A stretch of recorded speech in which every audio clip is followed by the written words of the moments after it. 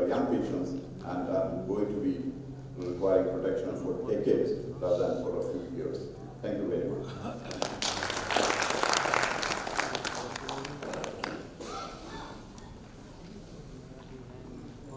Deserves a round of applause. He was recently invited to the Harvard University, what he just showed, and he actually he's very modestly underpaid it. It's an honor very rarely bestowed on any foreign faculty member visiting Harvard University.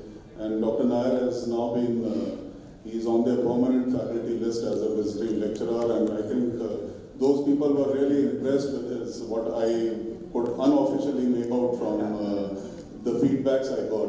So congratulations, sir, and it's very well deserved. And thank you very much. With this, I just open his talk for discussion. Any questions from the house, please? Very good talk, sir. What Thank is the you. cost of this device? Yeah, the device, the Watchman device in India, as commercially, if you ask, it comes about 4.5 lakh rupees, and depending on the center, you would have about 1 lakh rupees as implantation. And the implantation is much cheaper, it's 1.5 to 2 lakhs. The implantation cost is the same. What we are trying to see from both sides, from the US side and India, to try and see at least to prove that these are good enough for valvular atrial fibrillation, we are trying to see that the devices are easily subsidized. Young patients, how long do you envisage the device will last? The rest of their lives. That's the beauty. That's why I said that this is something which looks very attractive. Because if you then calculate the cost of NOACs and whatever little premium issues, etc., I think these are the patients who should have a device rather than a drug. Yes, sir. Actually, European Society of Cardiology, Barcelona, there was a comment by a cardiologist about NOACs. A comment by a senior cardiologist about NOACs. He had commented that the benefits shown are purely on relative risk reduction. Absolute risk reduction is not very good. I'm just commenting on that. And the poor, monitoring of the window in warfarin, if it could be done better, perhaps this costly drugs would be so, grandiosely justified. What are your comments? Yeah, you're absolutely right. You're absolutely right. In fact, when we started getting these NOACs, there were two sets of patients you have. One is a warfarin naive patient, that is a patient coming fresh. It was easier to start on those patients because you didn't have to discuss whether they were on warfarin and had trouble with warfarin. But you're absolutely right, there are a lot of patients of ours who are doing very well on warfarin, they are happy with warfarin, and they get their INRs done every month. So in them, to switch over to NOAC, I think you need to think twice. But the way things are going, you may not have warfarin in the market at all after a while, and for good reason. Renal failure, you choose a Pixaban because it's a less renal clearance? No, that's not true. Actually, if you sub-analyze the data, as I said, there's no head-to-head, and the kind of patients that were taken in the Pixaban trials were much less bleeding risk combinations, and even the renal clearance rates were higher than the ones with rivaroxaban. If you actually try to analyze the data for apple to apple, the bleeding risk seems to be a little less. So since there is no head-to-head comparisons, it's best to avoid once you cross renal failure of mild to moderate and stick back to warfarin. That's as of now. Apixaban is, it shows anyway patients were at a lower risk than rivaroxaban. And that's why I said that I don't want to be on judgment on that. We don't have data, we cannot tell you or give messages on things which we don't know about. You want any personal thought on why the NOACs are not effective in valvular heart disease? I fail to understand that the superiority over the vitality antagonist in non-valvular, but in valvular they fail. Why? No, I think that, like I said, the realign study, which was the first study which was done on with dabigatran and valve heart disease, was an unfortunate study because they did it in patients with mechanical valves. That's the worst kind of patient. You're protecting against stroke and some of those mechanical valves failed. But if you see all these NOAC studies, they did have patients who had valve disease and atrial fibrillation. The only condition was that they did not have hemodynamically significant valve disease and were not expected to require have a valvular intervention in the next 1 year. Up to 23% of these patients in all these studies. And I know for sure with dabigatran, we've had a sub-analysis of the data between those who had the so-called atrial fibrillation with mild valve disease and the other patients. There's no difference in effectiveness. And that's why we say, but we still cannot use it. But we have a lot of patients who are mild MR with AF. We have a lot of patients with mitral stenosis who had a brilliant balloon mitral valve outcome. We have a normal valve area and are in AF. And why are they on hospital? What should we do for them? Should we use NOAC or have a LA closure device? Because after all, our surgeons were closing LAA before the rest of the world. Why should we look at that? And that's precisely why I'm saying that I do prescribe. Honestly, I prescribe for some of these patients, but because it is not an approved indication, I get it written on it. It's written on the script that it's an off-label indication. Should we have a study like this saying that it is as good, then you start using it. I feel that there is still need to do another well-conducted study even in metallic valves. I think India can do that. Yeah, sure. Metallic valves. You know, that study was not really very good study. Absolutely right.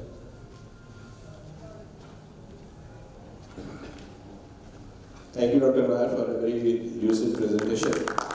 Just a small question. What will be the indication of this LA appendage closure device in valvular heart disease waiting for surgery?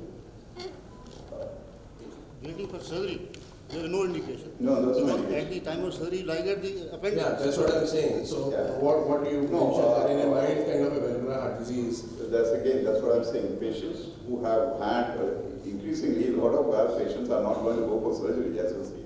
BME is taken off, CME off the table. How many patients? So if you've done a BME, a patient is atrial fibrillation, either the lariat device actually you go from the pericardium and suture the LA. You just suture the job like the surgeon. So you have a whole lot of BME patients who are atrial fibrillation. You don't know what to do with them. So either you occlude from inside or occlude from outside, what the surgeon will do. The same way you have a lot of patients with TAVI who are atrial fibrillation who have not had their chest open. Otherwise, like Dr. Clare said, if you're going for the surgeon, you will easily do it in 2 minutes, it's ligation. But I did see, I mean, there are patients who had leakage from surgical ligation who had BSL device to close the appendix. So that's a very niche, small area. But increasingly, as the valve is going to be treated by non-surgical techniques, you need to occlude the LA by non-surgical techniques. Thank you, Dr. Nair, for a very lucid talk. Thank you very much. It's been a pleasure. We are highly obliged to have you here, sir. Now, I would request Dr. Verma, please present Dr. Nair.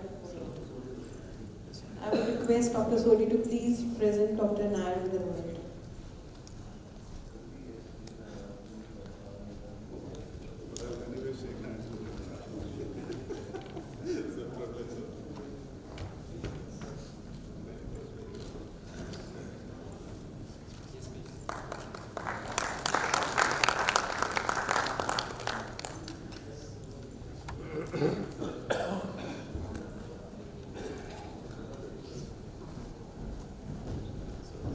I, on behalf of the organizing committee, would be obliged to invite on stage our course director, Dr. Puneet Verma, Dr. Manish Singla, our organizing secretary, Dr. Sanjeet Singh Sodhi, President IMA Mohali, our patron Professor R.P. Sapru, our eminent faculty, Dr. T.S. Clare,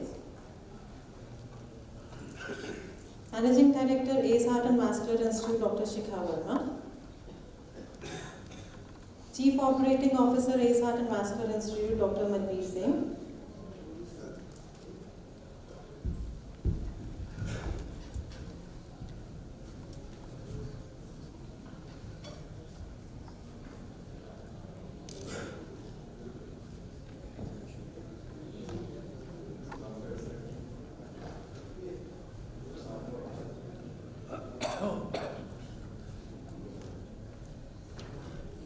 finally, I would request and be privileged to ask our Honorable Chief Guest, Mrs. Gurpreet Kaur Sakla, Deputy Commissioner Mohali, to please join us on stage.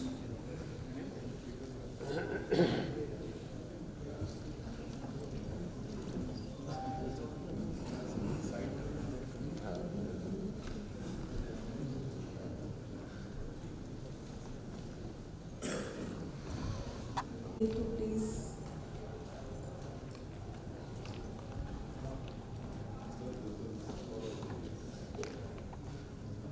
present our Honorable Chief Guest with our regards.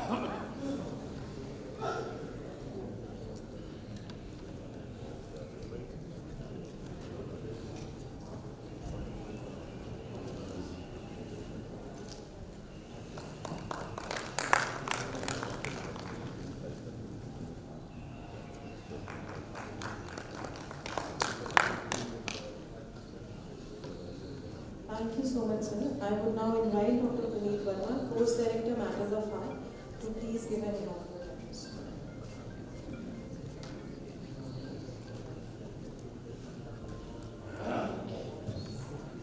Good afternoon, everyone, once again, and it's a pleasure and privilege to have you all, and especially a very luminary dignitary on the dais, Dr. Mrs. Sabra.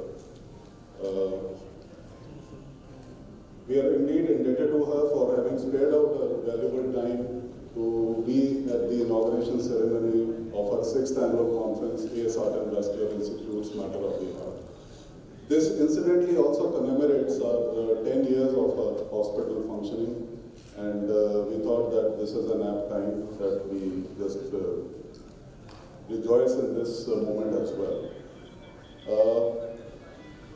What started as I would say, a startup almost a decade ago, I guess A.S. Art and Vascular Institute has managed to create a niche for itself, for which we all owe our very humble gratitude to all of you. And but as they say that it's there are miles to go and promises to keep, I guess we have to continue to strive to even achieve greater professional excellence and satisfaction in our as our journey continues in embodying our basic work principles of delivering ethical medical care with passion and compassion. So without wasting more time, I guess we are already running late. I welcome you all once again, and I very humbly accept your presence and participation in this very important educational meeting. Thank you very much, and I hope you have a fulfilling day. Thank you. To please enlighten us all with his knowledge and bless the young audience. Please, sir.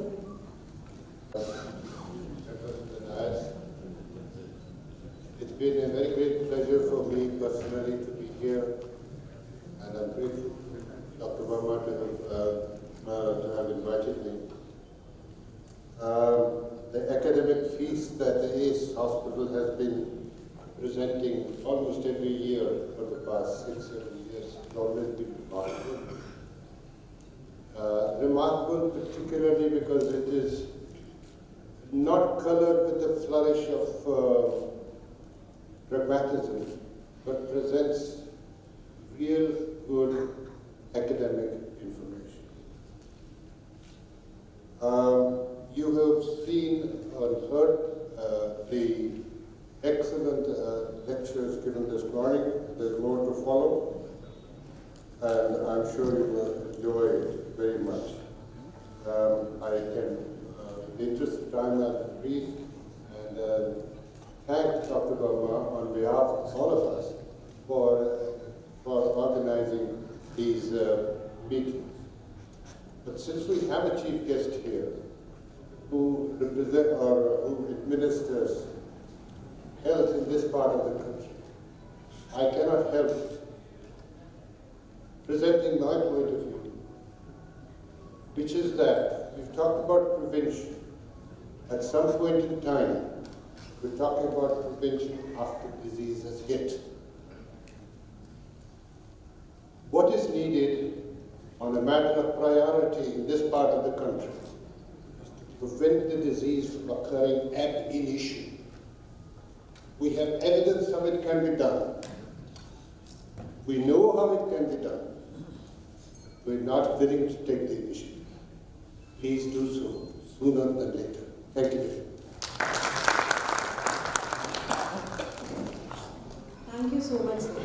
Now, on behalf of the organizing team, Matters of the Heart, I invite our Honorable Chief Guest, Mrs. Gurpreet Kaur Sangla, Deputy Commissioner Mohali, to please enlighten us with few words.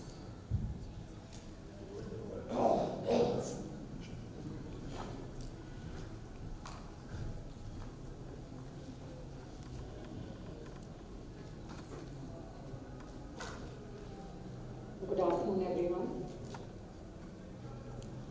About 3 weeks back, when Dr. Puneet Verma, we were together, said that he's holding a conference and would want me around as a chief guest.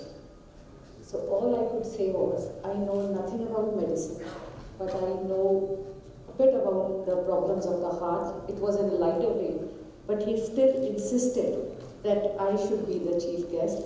And Dr. Verma, thank you so much for inviting me over, because it has been a great learning experience today for whatever time that I have spent till now, and I intend spending a little more time after the formal inaugural is over.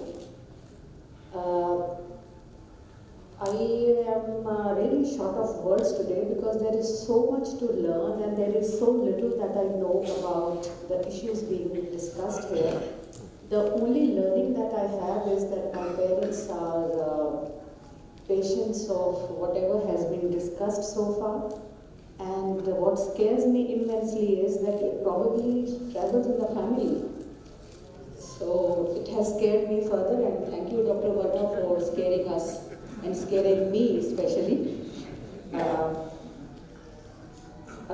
All the senior doctors who have more experience than many of us sitting here, I extend a very warm thank you to Dr. Sapru, Dr. Kale, Dr. Sodi, Dr. Shikha, and I learned a lot from Dr. Muralidharan's speech, the lecture, and also from Dr. Nair's speech.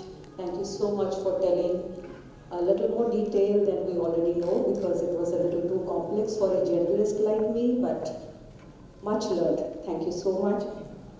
Now, as far as Dr. Sapru's point on the bureaucrats doing more about prevention and less about treatment, yes sir, you are so right that we normally treat symptoms once a problem has gone wrong, be it law and order or any other issue like dengue in the recent cases in Mohali. Mohali actually topped the list of dengue patients.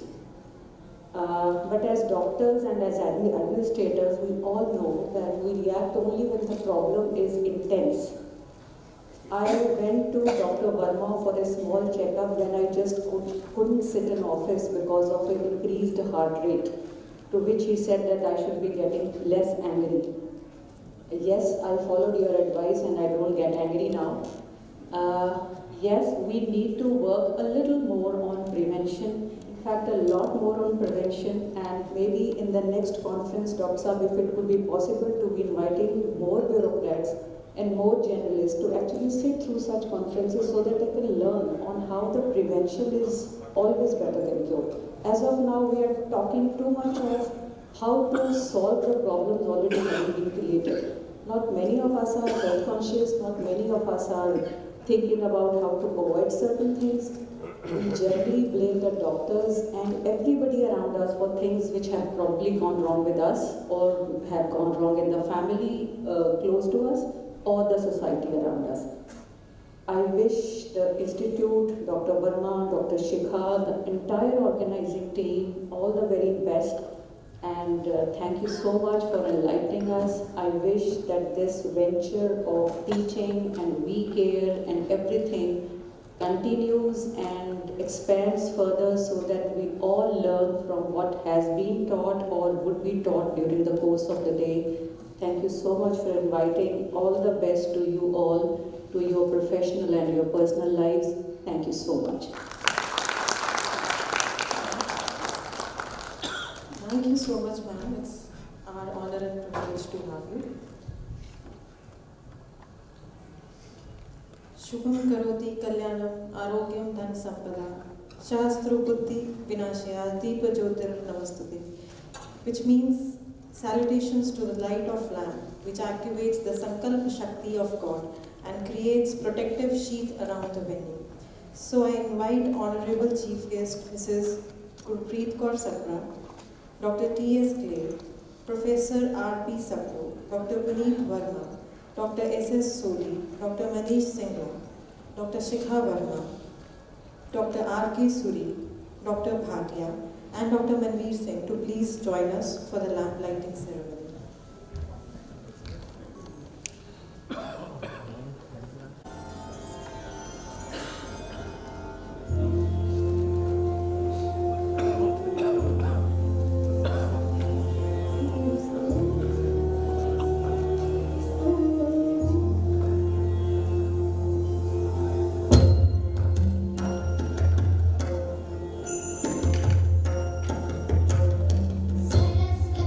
Mahali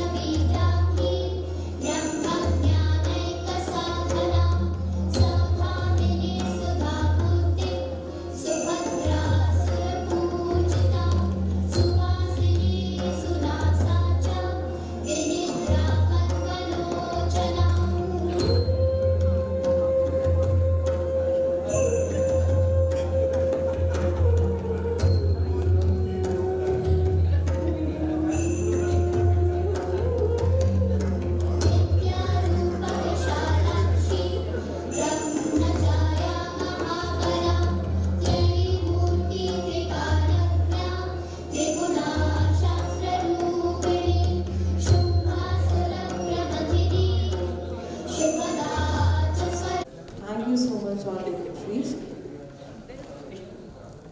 Resuming our educational journey, I invite on dais our next chair faculty, Professor R.P. Sapru.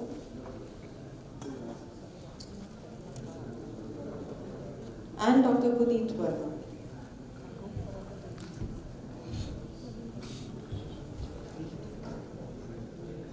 And to deliver our ace oration, I would invite Padma Bhushan Dr. T.S. Clay to join us on dais.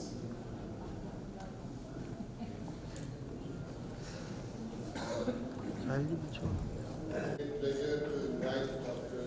Clare to deliver his oration. Dr. Clare is a son of the soil and doesn't require any introduction to any audience of medical professionals in this part of the country. But all the same, he has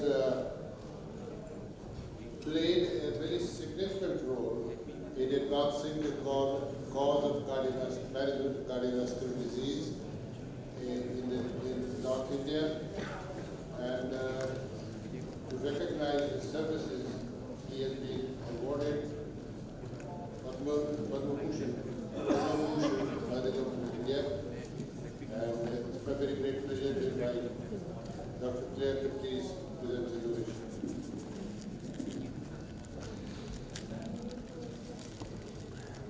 Thank you, Mr. Sapru. Thank you, Puneet, for inviting me to this meeting. It's my real pleasure to be here. As Dr. Sapru told, I'm part of this city. I mentally belong to this place more than Delhi, where I have worked for the last 28, 29 years.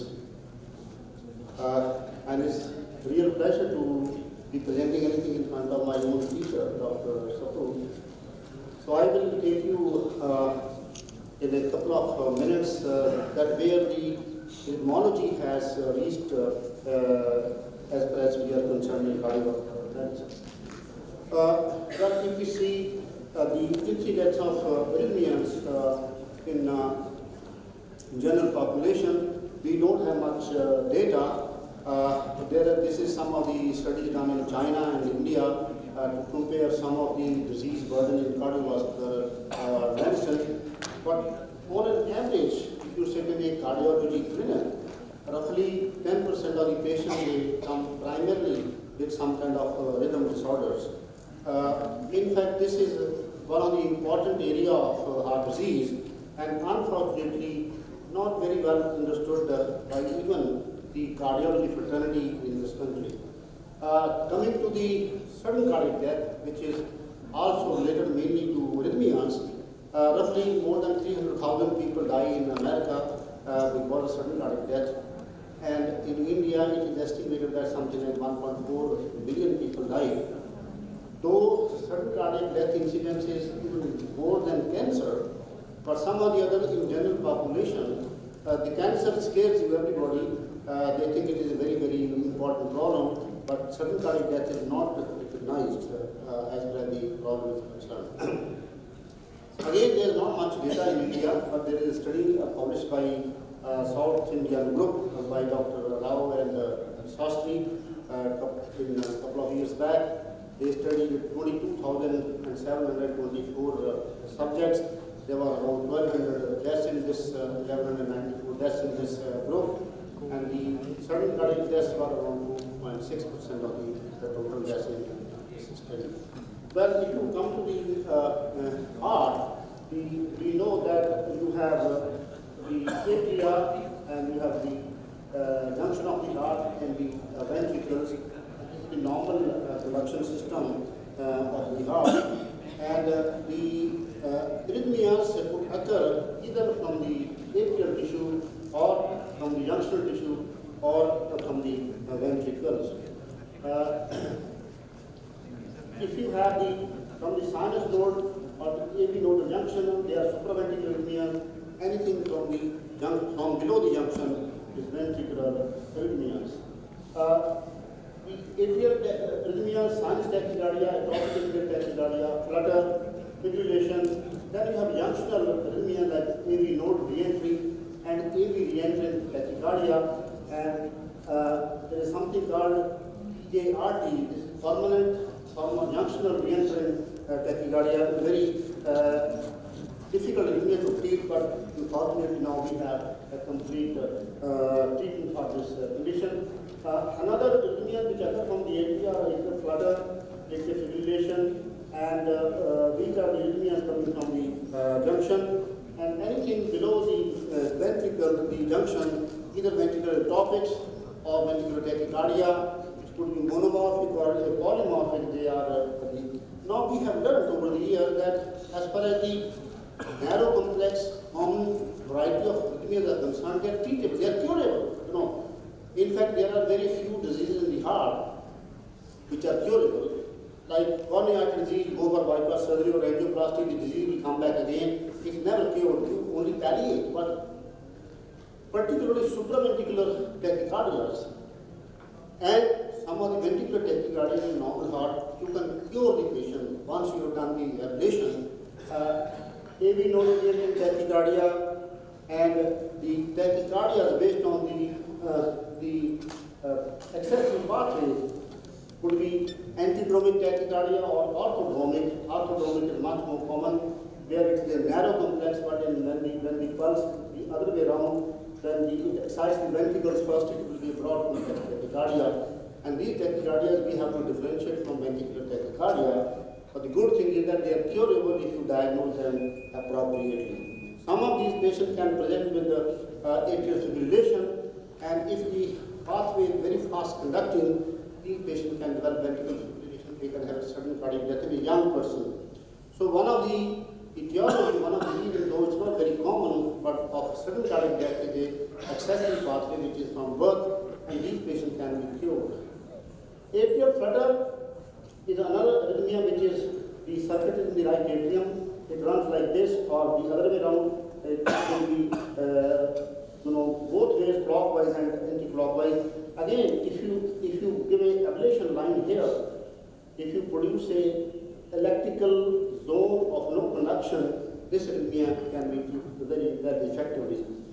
Now, previously we used to do electrophysiological study only by two-dimensional methods. That means we have a fluoroscopy and we used to take the help of the ECGs. But now there is a development of what is called a three-dimensional imaging technologies. What are they? These technologies, they not only tell you that from where the arrhythmia is coming, they also tell you how the electricity propagates in the heart, from which chamber, or what is the route it takes, and it also tells you that how much is the voltage at those particular places. It also tells you that whether there is a scar in the tissue or it's a healthy tissue. So these technologies have helped us to study and treat complex arrhythmias. For example, atrial tachycardia, atrial fibrillation, and ventricular tachycardia in a damaged heart. If it's a normal heart, you may not need three-dimensional imaging, but patients who have got a damaged heart, like post-myocardial infarction or cardiomyopathy, these arrhythmias are very difficult to ablate without the help of three-dimensional imaging. Now, one of the three-dimensional imaging system is called PART-2 system.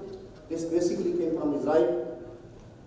And now there are one or two more imaging technologies, and I want to tell you this is a matter of great pride for me and for you, that one of my friends in the United States, he has developed his own method of three-dimensional imaging in Milwaukee, and that system is going to be available to us very soon in March, and it will be much cheaper as compared to the previous technology. Now, coming to the ventricles, you have the mechanism could be either a re-entry or it could be automatic. When we say re-entry, it means there is a circuit. So there is a ascending limb, there is a descending limb. When we say ectopic means this is coming from focal area, very focal area, from some cells in the myocardium. Now the implication is that if you have a re-entering tachycardia, you could very easily induce into electrophysiological lab, and if you ablate anywhere in the path of the circus, you eliminate the tachycardia. But if it is ectopic tachycardia, that means you have to be very, very specific to go to that part of the heart from where the arrhythmia is coming. This is just a millimeter area, you have to be very, very specific. So the ablation of ectopic tachycardia is more difficult as compared to re-entrant tachycardia. And ectopic would be, this is an electrophysiological term. I don't want to go into detail. Even it is early, people rise to phase 3 or phase 4 of the action potential of the myocardial cells. And if you go into the VT, you can divide into two categories, normal heart and abnormal heart. If it's the abnormal heart, post-myocardial scar, ischemic cardiomyopathy, rheumogenic right ventricular dysplasia, sarcoidosis versus amyloid, Charlotte's disease, hypertrophic cardiomyopathy. These are much more difficult to feel of cure. But if you go to the normal heart, it could be right ventricular outflow tachycardia, left ventricular outflow tachycardia, fascicular VT, or some of these potential triggered VF or Brugada syndrome. They are relatively easier to treat, but we need to understand that the line of treatment is very different in between normal heart and the abnormal heart. So these are our pictures of the cardio map. This is the activation map. This will tell you how the electricity is spread. This is a substrate map. Substrate means it will tell you where is the normal myocardium, where is the scar, and how much is the voltage. And this is the propagation map. Propagation map will tell you how the wave of depolarization travels in a particular chamber of the heart, like right atrium or left ventricle or right ventricle. Then there are some more complex electrophysiological methods like we can overdrive pacing. This is just to define exactly the area from where you want to get these people. Now, what we do in ablation, let's say this is a scar. This is a normal muscle. Normally the tachycardia or the arrhythmia circles like this. So you could produce a linear ablation. You could produce a line of exit block here, or you could make short linear ablations, or you could ablate where there is a late potential. Late potential are areas of slow conduction. You go and burn there, or in some of the patients, you may have to encircle the whole area of scar. This takes time, this takes expertise, and this takes more technology than in normal situation. Now, one of the commonest arrhythmia in the world today is atrial fibrillation. Previously, we thought atrial fibrillation is some arrhythmia which we can't ablate, we can't cure. But now, a lot of work has been done in atrial fibrillation, and in fact now, atrial fibrillation is also a curable disease in many of the patients. Patients who have got paroxysmal atrial fibrillation and their hearts are practically normal, left atrium little more than normal, less than 5 centimeters in diameter, and they don't have other significant heart disease, there the ablation is very successful. The results of ablation in atrial fibrillation in paroxysmal, the success rate have gone up to almost 80%. Now what you do in these patients, the atrial fibrillation is a arrhythmia of the left atrium. That's one thing you need to understand. The foci, the triggers are in the pulmonary veins. So now what we do, that we isolate pulmonary veins. These are pulmonary veins, so you produce, you isolate these veins electrically, so that though there are triggers in the vein, but they cannot come into the atrium. This is called pulmonary vein isolation. Now you cannot do pulmonary vein isolation with the standard technology, so you need some kind of three-dimensional imaging to understand and to also understand the lesions are complete, so that you have a complete isolation. We have already started doing this in India, at least few centers are doing this, and the results are coming good. But as far as the chronic atrial fibrillation is concerned, still the results are poor, not more than 40 to 50% success rates in these patients. Now this isolation of pulmonary veins we do either with the CARTO system, or now there is a new technology which is going to come very soon in my hospital. We call it a cryoablation. What is cryoablation? There is a cryo balloon. So you go to the pulmonary vein, you inflate the balloon at the ostium of the pulmonary vein, and in one go you could produce a circumferential lesion which you want to isolate the vein. This is called cryoablation of atrial fibrillation. I'm going to tell you all this because you need to understand, you need to have introduction to these methods of treatment because they are going to be available very soon. Now when we come to the effectiveness of radiofrequency ablation in arrhythmias, please note that normal arrhythmia like supraventricular tachycardia, AVRT or AVNRT, the success rates are 90 to 95%. It's fantastic. If you come to the AV nodal ablation, again 99%, atrial flutter, something like 90%, PT ablation normal heart, again 90% cure rates. It's very fantastic. PT ablation to structural heart disease, at least in good centers, 70-20% success rates. Atrial fibrillation is something which we are still lagging behind, but in good centers, 70-75% of success rates have been achieved in these patients. And mind you, that complications of ablation are very, very few. Hardly ever we have lost any patient on the table as far as the ablation is concerned. No, we take very sick patients. Some of them, they have cardiomyopathy or they have ischemic heart disease, ejection fraction 20%. They may be on ICD, they have heart failure, but still the mortality on the table is very less. The complications are either you can have a pericardial tamponade, or sometimes you can have some local complications, or you can have some arrhythmias. But we are not too much scared of arrhythmias in the EP lab because that's the best place in the world to treat arrhythmia. If a patient gets ventricular fibrillation, we have always patches on the chest, we cardiovert them, they're not an issue, these patients. But even otherwise, like if you have a heart failure patient, if he has got paroxysmal atrial fibrillation, if you really want to improve the prognosis of this patient, you need to address the atrial fibrillation, either with medication or with the ablation, and now there is data to show that the mortality and morbidity decreases much if you do ablation to these patients. Now what has happened in the device therapy in electrophysiology? We know that we used to have a CRT for heart failure patients. In CRT, we used to have a bipolar left ventricular lead, and we know that the success rates or the response rates are about 60-65%. But now there are some new technologies which we need to understand. One is called the adaptive CRT.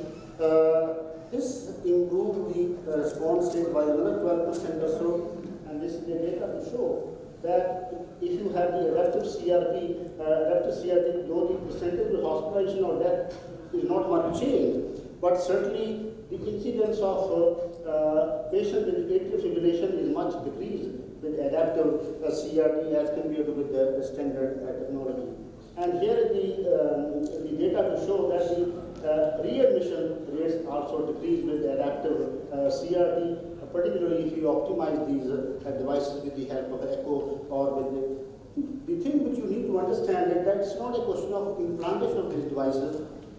Also, the value is to understand how to program these devices, which many cardiologists may not be aware of that. So you need to, if you want to give the patient your maximum benefit, you need to have a very good programming in these patients. Now, there is something new that you have the left ventricle lead. I told you that it used to be 2 poles only, but now we have quadrupole. There are 4 poles. If you have 2 poles, we get only 3 vectors to stimulate the left ventricle. But with 4 poles, we get 17, 18, or up to 20 vectors to stimulate the left ventricle. Now what has happened that the complications or inadequacies of bipolar lead, for example, diaphragmatic contractions, failure of pacing, and they are much less if you use the quadripolar lead. In fact, now I have shifted totally to quadripolar lead for the last 3 years. We didn't have to revise a single left ventricular lead after implantation because you can get 1 vector, 2 vectors in each patient where it is effective to treat these patients. Now there is another thing that normally you used to place at one place in the left ventricle. But with 4 poles, you can do pacing at 2 places at the same time. This is called a multi-point pacing. These are the 4 poles, and you could pace at 2 places. So you pace from the right ventricle, you pace from the left ventricle at 2 places. The idea is to synchronize the electrical activation in the heart to make it as normal as the heart God has made it. Now there is a data to show. This is a patient where the CRT multi-point pacing has been done. The basal ECG 168 milliseconds. You put the conventional biventricular pacing, the QRS becomes 108 milliseconds. But if you put the multi-point pacing on, the QRS further decreases to 74 milliseconds. Look at the ECG. This becomes hell of difference between this ECG and this ECG. And again, there is a data to show that there is at 12 months, there is 90% more patients were classified as responders with multi-point pacing. There was 44% relative reduction in non-responders with multi-point pacing. So, this technology is further added to our armamentarium to improve heart failure patients. Now, the response rate with if you do a good job, is almost 85–87% with these patients. So, these are some of the technologies where the results have improved with quick optimization, adaptive CRT, which I talked to, synchronization of the AN ventricles, quadricular lead, and multi-point pacing. Now, there is something new about the indications. This is the latest revision in the European Society of Cardiology guidelines. If you have a ejection fraction less than 35%, QRS is more than 130 and it's a left bundle branch block. Now, if that's an indication for CRT, it's a class 1 indication, but if the QRS is more than 150, it's a class 1A. If the QRS is between 130 and 140, it's a class 1B. So it's a class 1, but it's the difference is A and B. So the best patients who respond to CRT is if they have a left bundle, if they have a QRS more than 150 milliseconds. Of course, these people will also benefit, but this is the best group. There I am very happy to do these patients CRT. Now, class 2 indications are, if you have a QRS which is more than 130, but it is not, it is a non-LVD. It's not a typical left bundle. There is a QRS prolongation, but it's a non-left bundle. Here, it's a class 2 indication. Again, if it's a QRS is more than 150, it's a class 2B, but class 2A, sorry. But if it is between 130 and 140, it's a class 2B in a non-left bundle. Now, note here that if the QRS is less than 130, it is a contraindicator. Those patients will rather be harmed if you give them CRT. Previously, we used to say 120 milliseconds and more than that we do CRT, but now this is the revised criteria which I thought you should be aware of this thing. Another thing is that, for example, when we implant a device in the body, usually it's a metallic device, the MRI was not allowed for the rest of the life for that patient, pacemaker or ICD or CRT. And there is data in the US that more than 200,000 patients, they were denied access to MRI scan. And it is also, there is data available that patients who get these electronic devices, 50 to 75% of those patients will need MRI in one or the other stage of their life. Either some abdominal issues or some brain issues, so they need an MRI and the MRI cannot be done. But now, good thing is that we have MRI compatible devices of all the companies, pacemakers, ICD and CRT, so that part has been taken care of. In fact, now, for the last 2 years, I have not implanted any non-MRI device in any of these patients. What is further?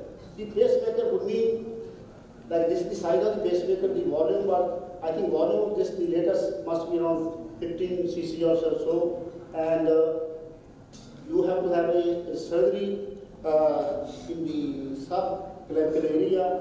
There are 2 leads which go into the heart, and we have also seen that with the passage of time, some leads go out of order. There are breaks, so there are complications. Now, what is latest? Latest is leadless pacemaker. This volume of this pacemaker is 0.2 cc. It's very small. It's like this coin. Now, this pacemaker can be implanted without surgery. How it is implanted, I tell you. This is a pacemaker. This is the way we go into the right ventricle, and this is being delivered here. And this job, this is now this is the sheet through which we go. And after we have seen that the pacing parameters are okay, you release the device. It remains attached to the right ventricular myocardium. And how we do that? It's just a job of 20 minutes. You go to the IVC. Here is a sheet. The pacemaker is loaded on that sheet, going to the right ventricle. Usually we prefer lower part of the septum, and there are times, once you reach the times, get into the myocardium, and it gets fixed here. You check the parameter, and you get out. And this device is also MRI compatible. We have already done these devices. It's available in the country. The only limitation is that so far this is a single chamber device. So this is a VVIR pacemaker. But I am very sure that within 3 or 4 years we will have a dual chamber leadless pacemaker. The atrial capsule is already developed. I have seen that in the United States. It is under investigation. The only issue which is remaining that how these two devices communicate with each other, whether through Bluetooth technology or some other technology. So those things are being worked out. I think after 3-4 years we will have a dual chamber, leadless pacemaker. Patient can go home after 3 hours at all. And there is practically no risk of infection, no risk of lead population and all that stuff. There's another thing which I want to tell you, that there has been a lot of data that ICDs, the devices to prevent sudden cardiac death, they really save life. But like normally the people who have permanent damage to their heart, where the ejection fraction has dropped below 35%, and we know that neither by angioplasty nor by surgery or nor by medication, we can't bring their ejection fraction more than 35%. These people are at high risk for sudden death, and we need to advise ICD to this group, whether it is ischemic cardiomyopathy or non-ischemic cardiomyopathy. Now this study is a very study which has shown that the risk of sudden cardiac death is much more in patients with ischemic heart disease because they have a scar in the ventricle. But in non-ischemic cardiomyopathy, particularly if your patient is more than 60 years of age, ICD may not have a great advantage. So if your patient is more than 60 years is a non-ischemic cardiomyopathy, if you want to do a CRT, you can do a CRT-P rather than doing a CRT-D because it's much less cost. So this is the new information which has come. But certainly patients who are below 60, young patients, their defibrillator has some advantage even today. Now, there have been 11 trials involving more than 8,000 patients, being followed 3.2 years. In overall reduction, there is all-cause mortality from 28% with conventional care to 21% with ICD therapy. The p-values are very significant. So there is no doubt that in appropriate patients, if you give an ICD, those patients you can prevent a sudden unexpected death. See, everybody has to die. That's not a question. The question is a death which is premature, which is unexpected. That should be avoided. If somebody is 80, 85, I don't care. I think sudden death may be the best form of death. But somebody is 41 years of age, his family is there, his heart is damaged, that is the man we want to prevent sudden cardiac death. So you have to be selective. Now there is another thing which has come up, which is called as 1.5 prevention. Normally, so far we used to recommend ICD based on the ejection fraction. So anything below 35%, or particularly if it's below 30%, you need an ICD. But patients where there are no history of any arrhythmias, there is no history of any significant cardiac arrest or anything like that, you need to see few more things like QRS width. If the QRS width is more than 120, that's an additional risk factor. If a patient has a non-sustained VT on the Holter or multifocal VPCs where the density is more than 10 per hour, or there is a history of syncope, particularly more than one episode of syncope in a patient with low ejection fraction, please don't label it a vasovagal syncope without proper investigation, because this could be a VF or a ventricular tachycardia which has been overlooked, and these patients can be, you can include one of these factors, that any one of these factors additionally to the ejection fraction can be taken into account to recommend an ICD, because ICD is an expensive thing, and we are in a country where it is not going to be very easy to provide ICD to all the patients. I think with this kind of description, I would like to thank you, all of you, and thank you very much for inviting me.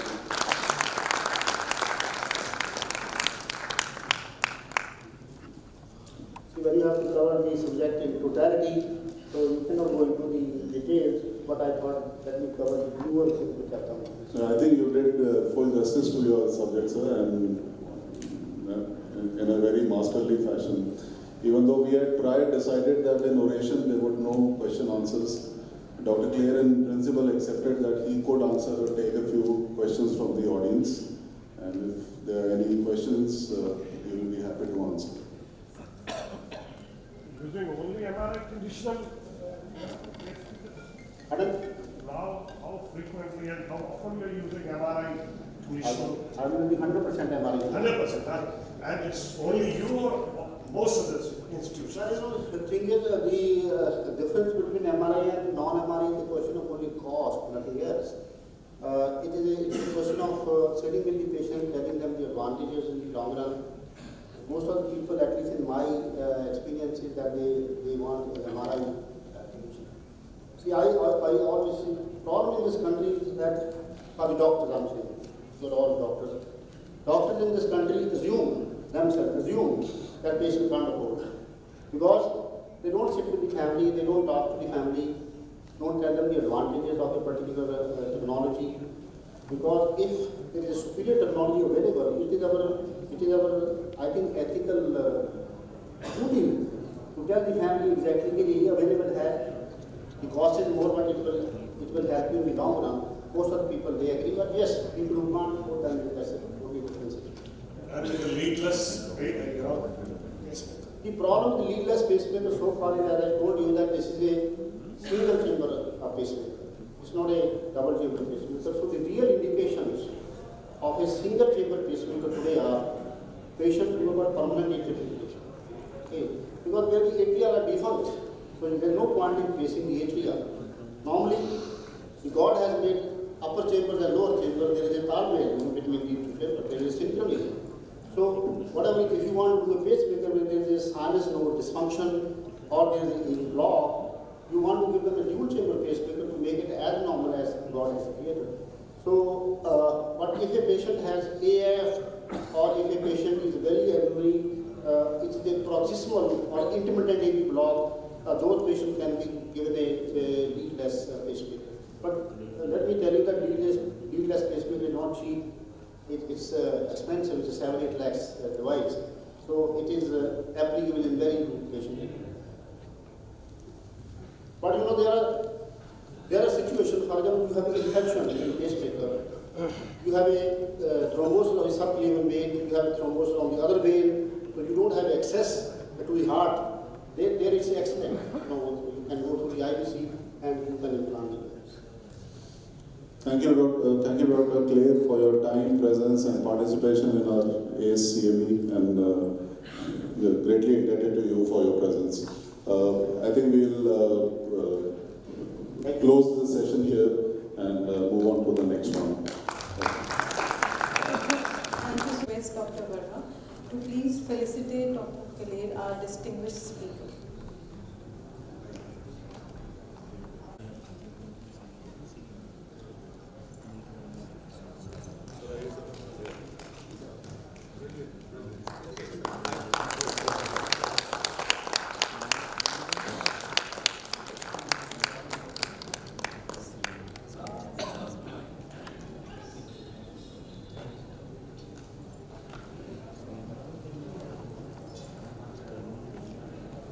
Dr. Sabru, please accept our regards.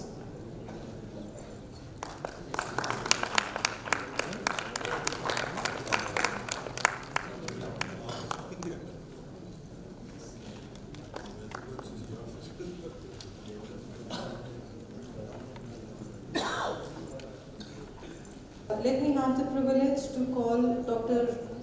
Virendra Sarwal.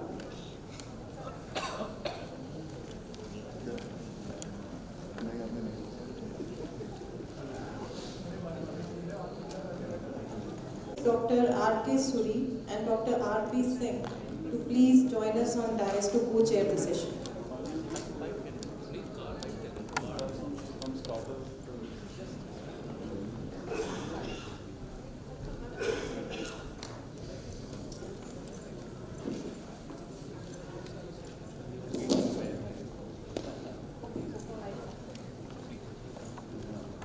Dr. Virendra Sarwal to give a talk on the working to small incisions for mending hearts.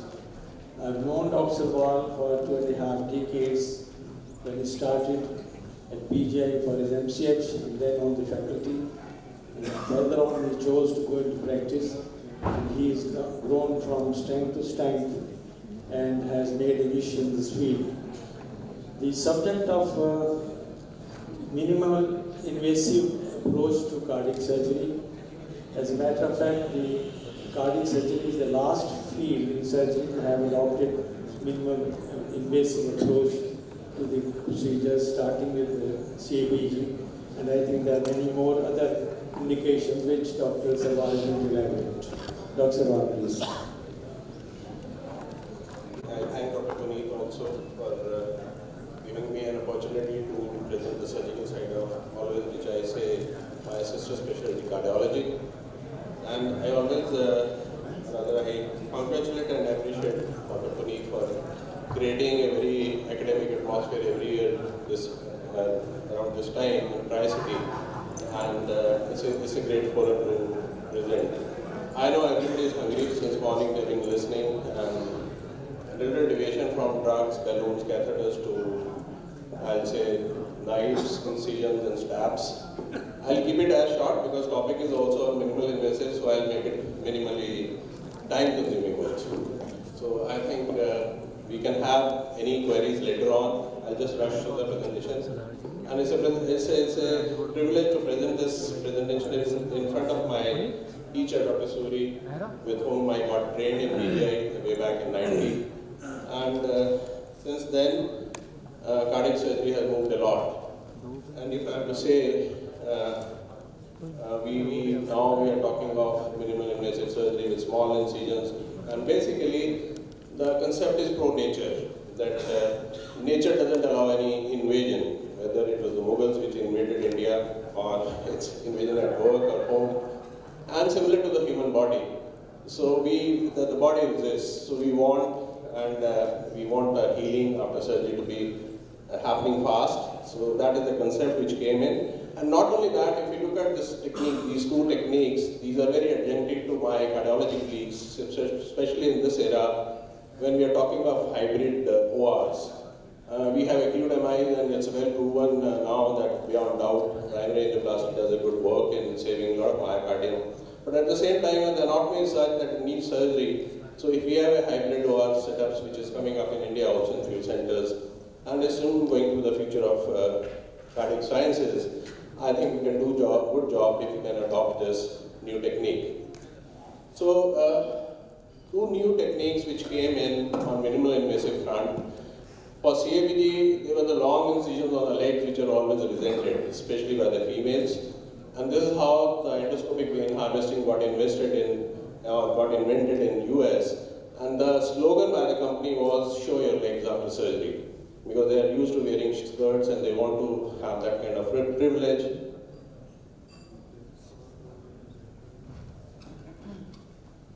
So that is how the thing came in. And in CABG especially, we wanted to avoid long incisions on the legs.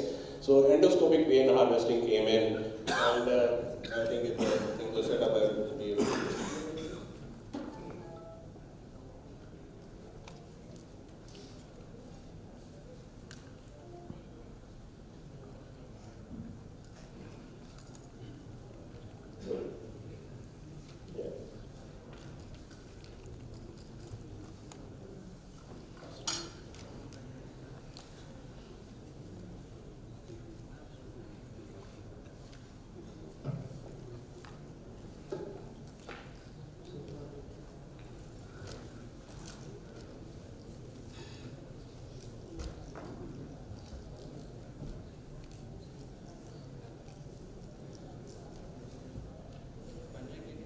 Kindly please bear with us. Thank you.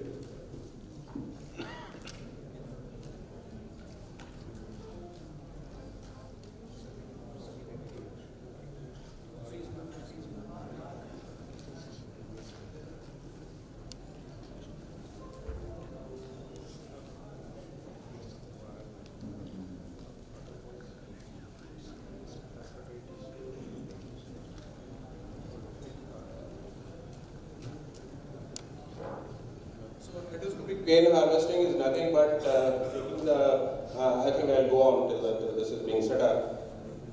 It's nothing but taking the vein with the help of endoscope. As we know in general surgery, endoscopy or laparoscopic surgery has become very popular. The gallbladders which used to have long incisions on the subcostal margin have been now replaced by 2 or 3 stab incisions and the whole gallbladder can be taken out. So similarly, what has happened is now, instead of giving long veins, small cuts, just 1 or 2 inches cut below the knee, and through that we insert the endoscope and the disposable kit, which has a cautery and a hanger which goes along the vein. And with blunt dissection on the tip of the endoscope, we dissect the hole and create a tunnel over the vein and under the vein, and then cauterize the branches with a cautery into the system. And through that,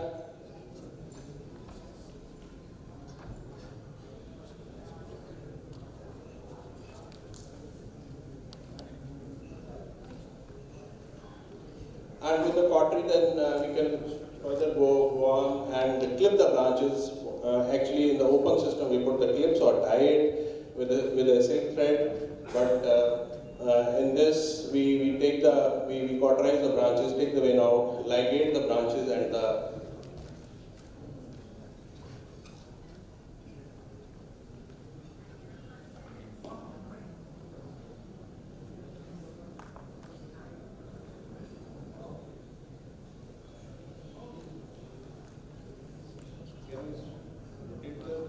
medium. So we take the vein out, ligate the branches and clip it further to doubly sure that they don't leak. And one that what we need to be sure of is that there should not be any thermal injury, because intima or endothelium of the vein, we all know that it's very important for the durability. Whether we are taking it out manually or through the endoscope, it should not be damaged if we want a good patency of the grafts. And other thing is that there is no stretching or something so which avoids and gives us a healthy endothelium in endoscopic vein harvesting. And the best advantage, not only cosmetically, but if we see that there are less chances of infection, especially in fat females, what we often go through, and post-op is very, very hectic. It takes, especially in diabetic females, it takes a lot of time for the incisions on the legs to heal. So with endoscopy being small scars and small incisions, one close to the groin and one below the knee, the healing is very fast, then they are able to mobilize very, very fast. Other thing is pain, of course, so that is much, much less. And then third benefit is the cosmetic, which happens. So a short hurried view, because everybody is hungry. I think we can go through that. So this is a visual view system which we generally use. And just a small incision below the knee. And once this is set up, we first identify the vein. So just below the knee, we just palpate the vein and a small incision here. And can you have the pointer, please? So once we identify the vein, we just loop it, and with the endoscope, we can go over the vein and dissect it. I think I can switch on to the next thing because we of course have time, and whenever we're free, we can go through the thing. So benefits are huge, and second important minimal invasive technique which came in cardiac surgery is now minimal invasive cardiac surgery. When I say minimal invasive cardiac surgery, that means that we can do all these procedures, whether it is a valve replacement or a ASD closure or a bypass surgery through small incisions. Just going briefly into the history, if I have to tell you how cardiac surgery started, because we wanted to arrest the heart, and father of cardiac surgery, Lilly went to his mentor to suggest that I want to do cardiac surgery and close a hole in a daughter. He used mother's heart and lung as a heart-lung machine, an oxygenator. So he connected the child's aorta and the venous system to the femoral vein and the artery of the mother, and that's how he oxygenated during the arrest of the heart. So this is how the cardiac surgery started, and from here, this used to be the scene when cardiac surgery used to happen in the earlier days, and from here, what we have shifted to the robotics. We don't see much surgeons around with the system handling the equipment, and now we are talking of the hybrid ORs, where we have a cath lab and as well as the operation facilities, operative facilities, and we can do, even if the acute MI is there and we have a left main or a bad triple vessel disease, we can tackle both the things simultaneously. So this used to be the standard incision so far amidst the rotary, because it gives us a very good exposure. The main thing which was important for cardiac surgery was that it is a highly technical and specialized and very critical kind of a procedure, and you require good space to play around if there are any problems happening and you want to tackle them. And this is a whole lot of things which we used to put in aortic cannulas, venous cannulas, cardiac cannulas to arrest the heart. So it used to be a very elaborate kind of a setup to do the cardiac surgery. And this used to be the end result, long incision with 3 chest tubes. And the basic disadvantage of this was that patient used to take a lot of time to recover from that, and especially in the younger population, because now the coronary artery disease is prevalent in the younger population. They were very eager to go back to work early. But with this technique, standard technique, it used to take about 6 to 8 weeks for them to be away from work, or even to start driving or doing routine kind of chores. So what people started for the last 10 years is that we started thinking of small incisions. These small incisions are nothing but about 3 to 4 inches incision on the right side for the valves and the ASD, and same thing on 4 or 5 inches incision on the left side for bypass surgeries. And initial incision, it started way back in '96 with Dr. Chidmut, if I have to say that. But it fell into disrepute because the space was less, we didn't have long instruments to play along. Because the space is less, the heart is in the depth, we require long instruments to do the surgeries, and the learning curve would not happen. So it went on a lukewarm note, and it ultimately got abandoned till about last 9 years, when Dr. McGinn in US again started it with bypass surgery, especially for the young population, or ostial kind of LADs where you wanted to give lima to LAD without much scars or much bigger incisions. The performing of minimal invasive surgery, the other deterrent was how to go on bypass. Because in open or sternotomy, mid-sternum, we have the aorta and the right atrium in front of us, and we can cannulate the atrium for the venous drainage and aorta for the perfusion. So we started using femoral cannulations, femoral artery and femoral vein for doing these procedures. And from this big incisions, this is a conventional surgery, we came down to this small kind of incisions on the left side or the right side of the chest. Along with that, what happened was there was a lot of technology improvement which happened in the cannulas, because we wanted long cannulas. When we are cannulating atrium from the femoral vein, you can imagine a length of a cannula which will go traverse the whole IVC and reach the right atrium. Not only that, for doing the valves, we have to open the right atrium, the left atrium many times, and to avoid air into the venous circulation, we want to drain SVC also. So that becomes so Medtronic and other companies, they came up with these cannulas. So advantage is enormous, if I have to say, not only cosmetically, especially in females. These are small incisions, you can see here on the right side of the chest, and in females, generally the complaint, especially in young females who come for valvular heart disease and have to have valve replacements, the marriage becomes, in our social setup, becomes a major issue because they have long scars which are visible even after wearing clothes. So with this, you can cover these incisions cosmetically very nicely by wearing these kind of clothes. The other benefits of minimal invasive cardiac surgery are reduced postoperative discomfort, pain is less, especially in the initial period. And in beating heart surgery, we don't use heart lung machine as such, in conventional also. Smaller incisions, faster recovery. Other thing, the major benefit is reduced bleeding. The blood transfusion requirements are much less in MICS because there is less raw areas available now. And the breathing is much improved, and they can go back to work early. Most of the patients, they can go back to work in about 2 weeks' time. We had a good workshop where we operated a young patient with ASD from New Zealand, and he applied to his employer after 2 weeks that I'm coming and joining work. And the employer had huge questions, and he talked to me personally that how can it happen? He has undergone open heart surgery. Here in New Zealand, it takes minimum 2 months, and how you're sending back to work. So it was difficult to explain to the employer because he was a layperson. So these are the benefits, and the criteria age younger patients below 12 years is a contraindication because the organs are not that well and cannulas are bigger, and it's difficult to get into venous drainage and arterial drainage. But above that, any very old patients, even 80 years, 90 years, can be safely tackled for with MICS.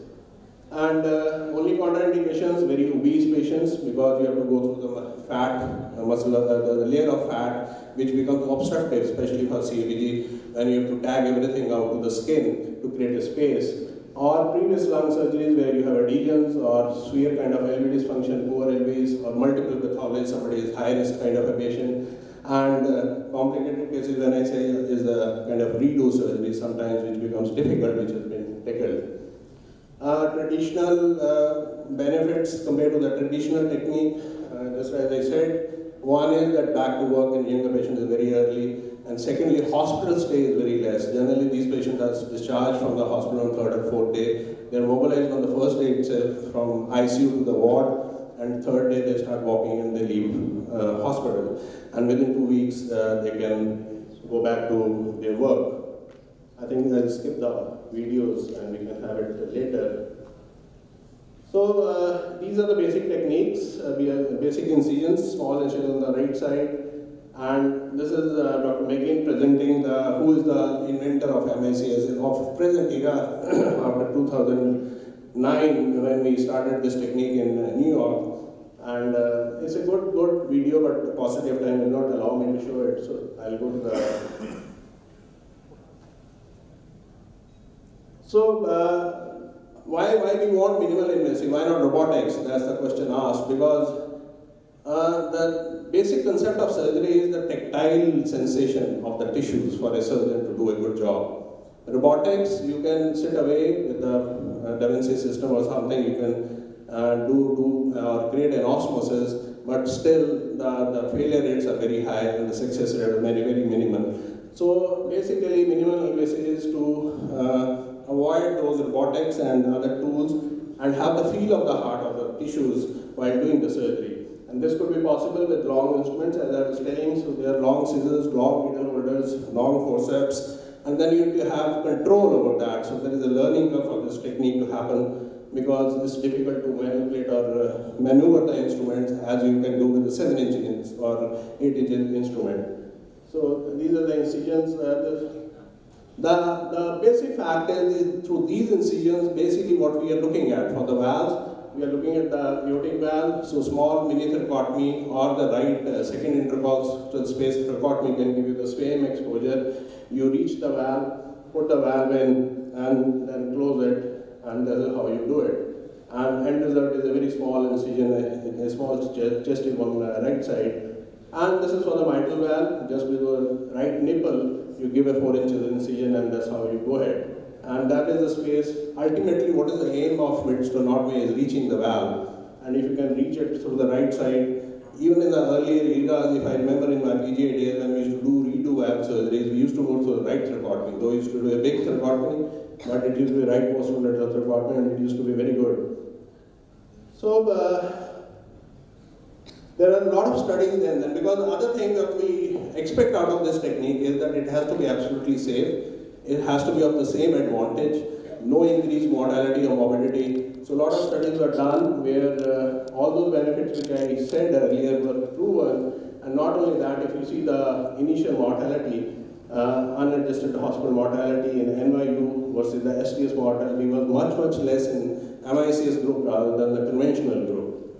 So the instrumentation came in, the procedures, then the anesthesia. So all what they have now directed is going through all these studies, which I will not take time to go through. Basically, they all revolve around knowing the benefits, the mortality and morbidity. Because any new technique which comes in, like off-pump surgery, which when it came in, the basic question was graft patency. And everybody was worried, and rather there is still a trial going on, Ruby trial in US for the last now 10 years, to compare conventional surgery with off-pump surgery, whether the patency rates are same or not. So that is what we look at here also. And all these studies prove the earlier points which I said, less pain, early discharge, early back to work. And even the mortality and morbidity, even sometimes through this technique, because of less space, we end up in longer surgical times, or longer bypass times, or longer cross-clamp times. But in spite of that, the mortality and morbidity is almost the same. There is no difference in both the groups, if you see here. And rather, the major advantage with the surgery is cerebrovascular accidents are much less with this technique than the open technique, because probably we are not handling the aorta much, and we are going through the femoral cannulation, and off pump we try to give mostly arterial grafts, radial or lima or rima with a Y or T, and we avoid to touch the aorta for the proximals. So that is the basic advantage of this, having less CVAs. And mortality, of course, which I said, in the initial studies, it is lesser than the conventional surgery because of the less trauma. And long-term results also, if we look at 5-year and 8-year results, they are much better with MICS, the survival rates as well as the functioning and the graft patency rates. Other thing, very important thing is the septic complications of hysterectomy. With minimal invasive, they are much less, 0.9 as compared to 5.7, especially in elderly, 1.8 versus 7.7. Elderly patients and the diabetic females, obese, they are more prone to infection and mid-sternal. And sternal dehiscence is a major complication, and it's almost doing the second procedure with the same stress on the body. Atrial fibrillation, most of the studies have found no difference. One study has shown less incidence of atrial fibrillation in MICS. And pain recovery, again, I just skipped. So, just to conclude, I'll say minimal invasive surgery with the new techniques and with new instruments is now possible, and is rather going to be the future of cardiac surgery. And if we talk about the kind of disease pattern we are having, and we always say we talk of heart teams and all because of the pattern of disease has changed, more diffuse of the disease and more complications. If you want to give best benefit, the hybrid procedures are going to be in sooner or later. And if you're talking of hybrid procedure giving total revascularization, total benefit to the patient, I think along with our cardiologically MICS stands along to support that kind of a thing. So this is a short, this is going to the future cardiac surgeon. I always laugh, you can't see the surgeon but the long arms. So this is robotics and a small miniaturized this thing. So this is the end result after MICS. So it's so beneficial not only to the eye, to the patient also. Just a small incision, we have done 3 grafts, 4 grafts, 5 grafts. Only thing which hampers us is sometimes diffuse kind of a right-sided disease, because it's difficult to pull the heart towards left and it creates a lot of hemodynamic compromise. But right PDA, left PDA, OMs, LED diagonals, they are very nicely doable, and it has a good kind of end result as far as the patient is concerned. So we had a workshop with Dr. Lucia from Europe, and she also talked about her experience that more and more patients are moving towards MICS for the valve, and mostly about 80% of their valve surgeries are being done with MICS, and it is being now a challenge which is coming from our cardiologists. TAVI or TAVR is again coming up and replacing MICS for especially for the aortic valve replacements. So we did 3 cases with her, 2 mitrals and 1 ASD, and just to show you, this was the incision. This is, I'm talking about the ASD guy who came in, small incision and he was back to work. And this was the other female which we took up for mitral valve replacement, but we did a good job with the mitral valve repair. And this was a small incision just under the breast. And so MICS is coming up. The only question which I want to talk about is, the last is, that still this technology is coming up, so it's not that all patients are suitable for MICS, but definitely during the course of time, by choosing our patients, by defining the technology and by reducing the learning curve, I think most of the patients will be able to, we will be able to offer this MICS to all the patients. Thank you so much for your patience. Thank you, Dr. Dawar, for a very nice presentation. Before I go for any discussion on this, I'd like to thank Dr. Puneet Verma for inviting me to the 10th year celebration as well as this CME. Every year I attend the CME, I find that the bar is being raised every year. Then coming to this presentation, as Dr. Sarwar has already stressed that for high-risk patients and when you are having an emergency, this may not be the proper approach. Any comments or questions, please?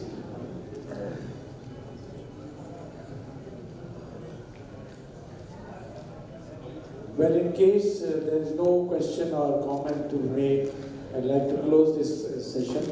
Thank you very much, Dr. Sarwar, again. Thank you so much, sir, for such a lucid session. Now, I would request Dr. Verma to please felicitate Dr. Sarwar, our distinguished speaker.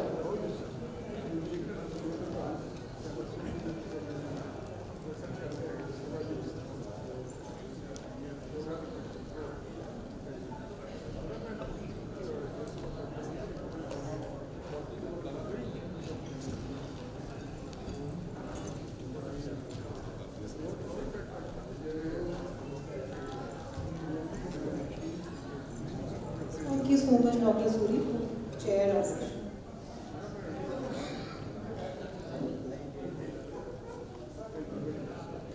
I would request you all to please join us for lunch. We'll assemble back for Dr. Neeraj Nagpar's session at 2:45. I welcome you back. Let me take the privilege to call a PART-2 speaker, Dr. Neeraj Nagpar. And to chair the session, I call upon Dr. Sanjeet Singh Sodhi and Dr. M.S. Trehan.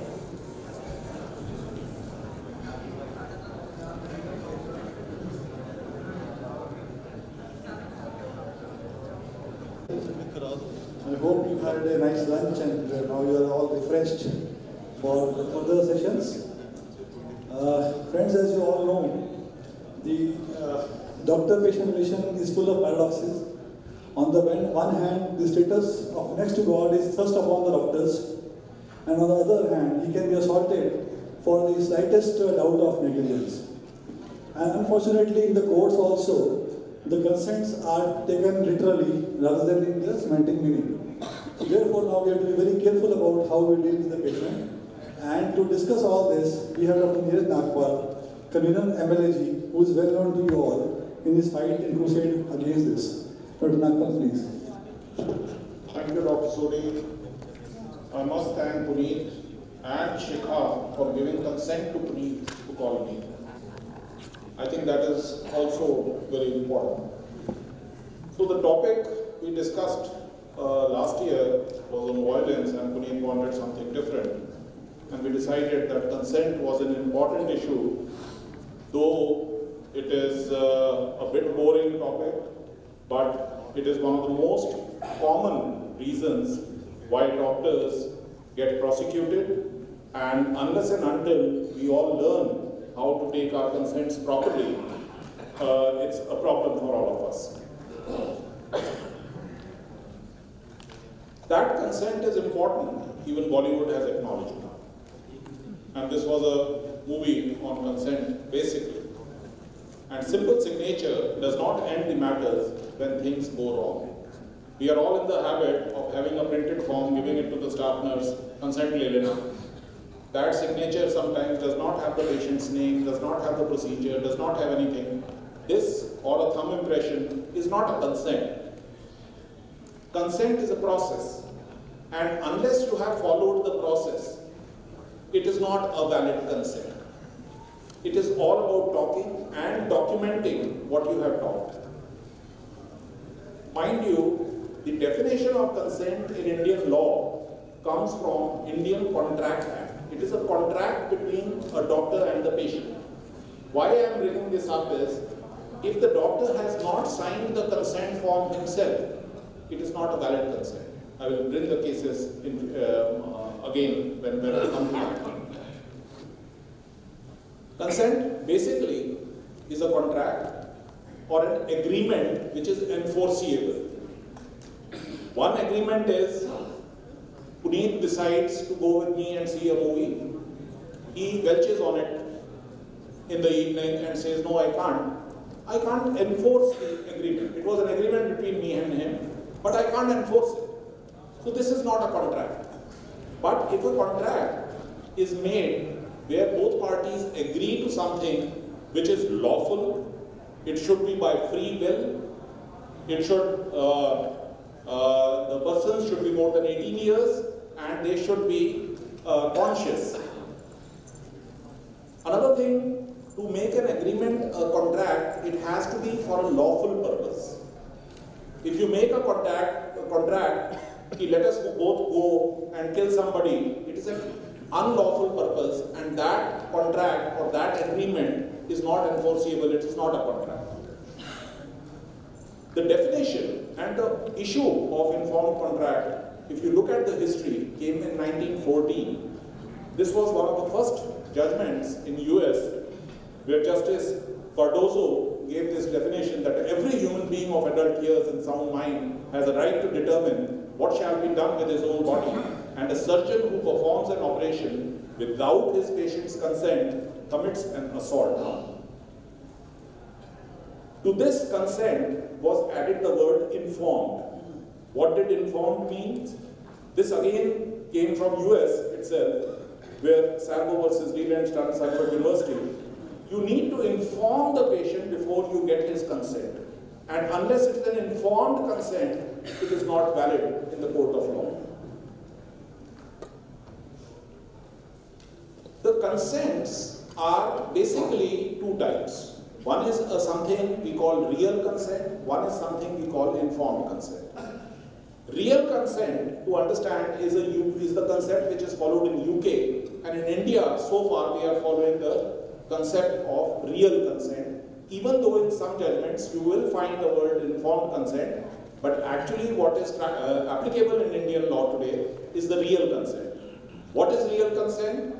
If I disclose to my patients what another doctor, let us say Manish, would disclose to his patient before doing an endoscopy, then this is a real consent. If, however, the informed consent part is, if one person is undergoing a procedure and the judges feel if another reasonable patient was told of this particular complication and he probably would not have agreed to the procedure, so that is patient-centric. The US concept is of informed consent, the UK concept is of real consent. In India, we are following still the real consent part.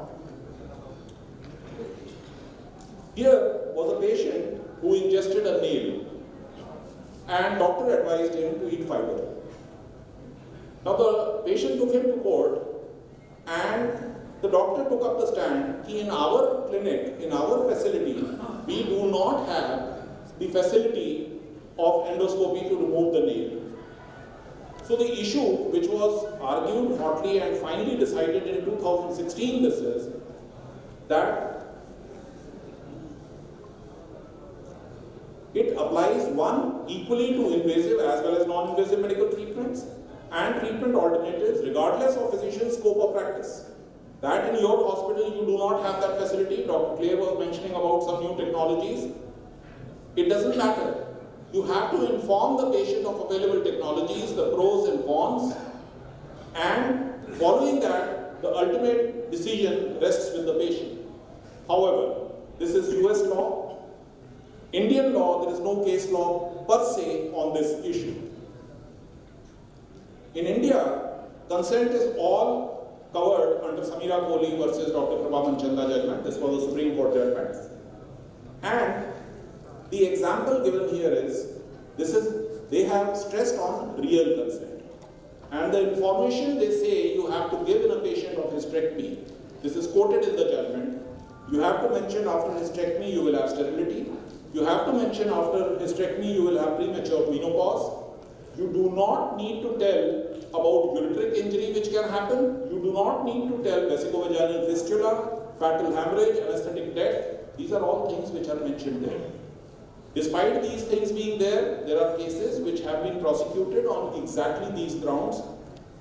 Someday, a final decision will be there. So the difference between real and informed consent, would other doctors disclose that particular risk? This is real consent. Doctor-centered. In Samira Kohli, they have said very clearly, right now we are following real consent, but if doctors and hospitals in India continue with the commercialization, we may soon have to move towards informed consent, which will be patient-centric, where all details will have to be disclosed to the patient, and it will be up to the patient to decide whether to get a particular procedure or not. Another very unique problem which arises is patient is on ventilator, relatives say, "Ji, hamara patient ko ventilator se nikalo."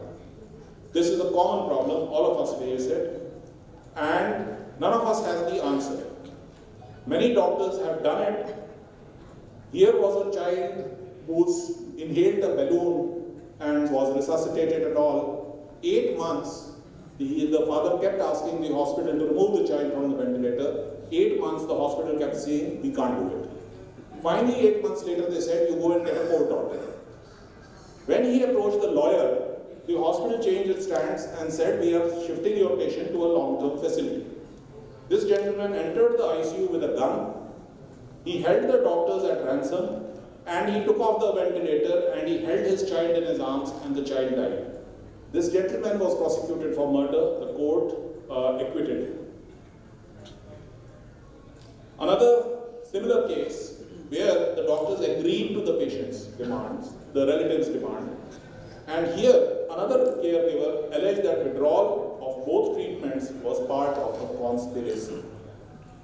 This is basically, and I have had another similar case in India who have approached me now, where the same problem has been there, that based on the relatives' version, they have gone ahead to move the ventilator, and now somebody else is accusing the doctors of colluding with the other relatives for property and for financial gain and so on and so forth.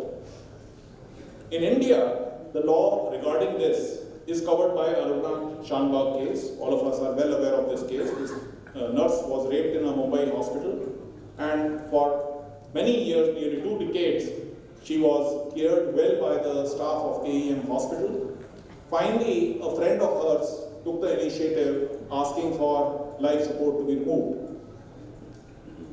In this judgment, the Supreme Court has said if an adult patient of sound mind refuses, however unreasonably, to consent to treatment or care by which his life would or might be prolonged, doctors responsible for his care must give effect to his wishes. The patient, not the relatives. Procedure has been laid down. If somebody's ventilator has to be switched off, you have to approach the High Court under Article 226. High Court will give an order. There is a procedure which has been set for the Chief Justice High Court, how they have to form a committee, how they have to form a panel of judges to decide this case expeditiously. Unfortunately, we do not have too many examples of this thing having been practically followed. One case where National Commission, this case went to, do not resuscitate. Hospitals put up a board in their, on the patient's bedside sometimes, DNR, do not resuscitate. Now here, the gentleman had given a clear instruction and a clear consent that do not resuscitate my child. This is an AML relapse. And after that, when they did not resuscitate, he argued that they deliberately have put the patient on DNR list and it is against my wishes. However, the consent was well documented and it was produced in court, and the National Commission at least upheld this. However, this case probably will still be going to Supreme Court and the final answer will be awaited from there. Can a patient give an advance directive?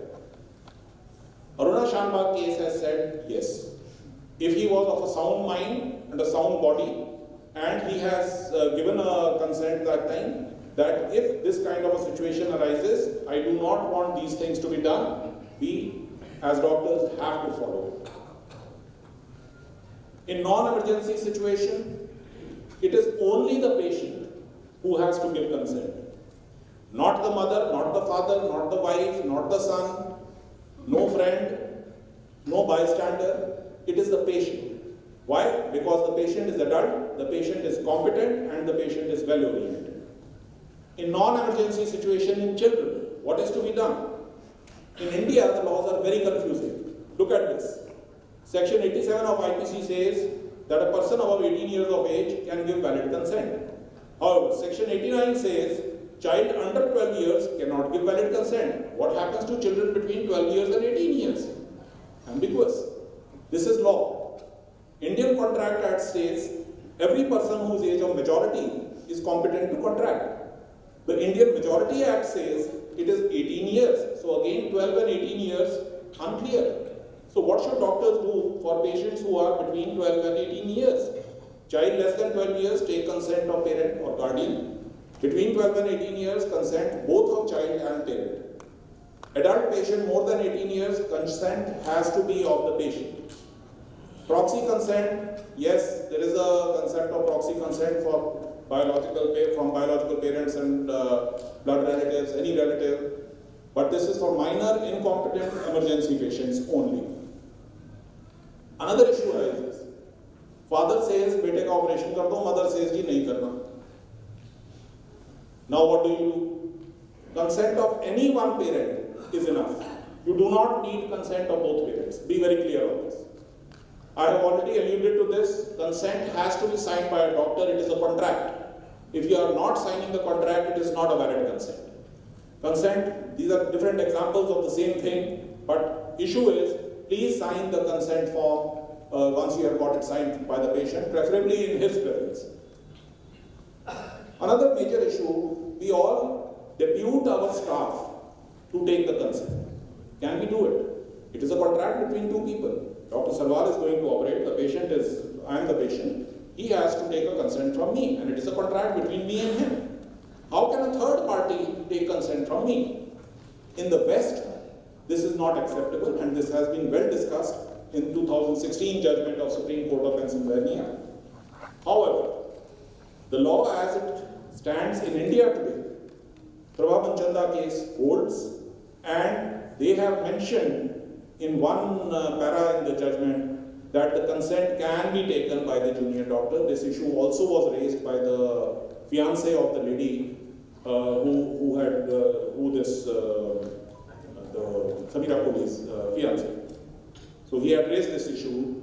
The consent was not taken by the doctor. Another very interesting thing, there are so many teachers over here.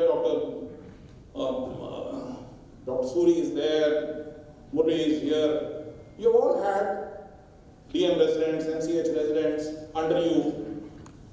Now, this judgment says you have to give complication rate of your own self. Now, if a person under training has to do a procedure for the first time or the second time, what is he going to write? I have 100% mortality in this surgery. This has lot of implications for teaching. It has a lot of implications for teaching, training, but unfortunately no organization from gastroenterology side or from any other side has thought it fit to take up this issue, that consent all across the world, the complication data given is what is released by various standard organizations all over the world and not an individual's own complication rate. Take written consent only for invasive diagnostic procedures and therapeutic procedures. There is no consent required for drawing of blood, for OPD visit for routine, non-invasive diagnostic or therapeutic procedures.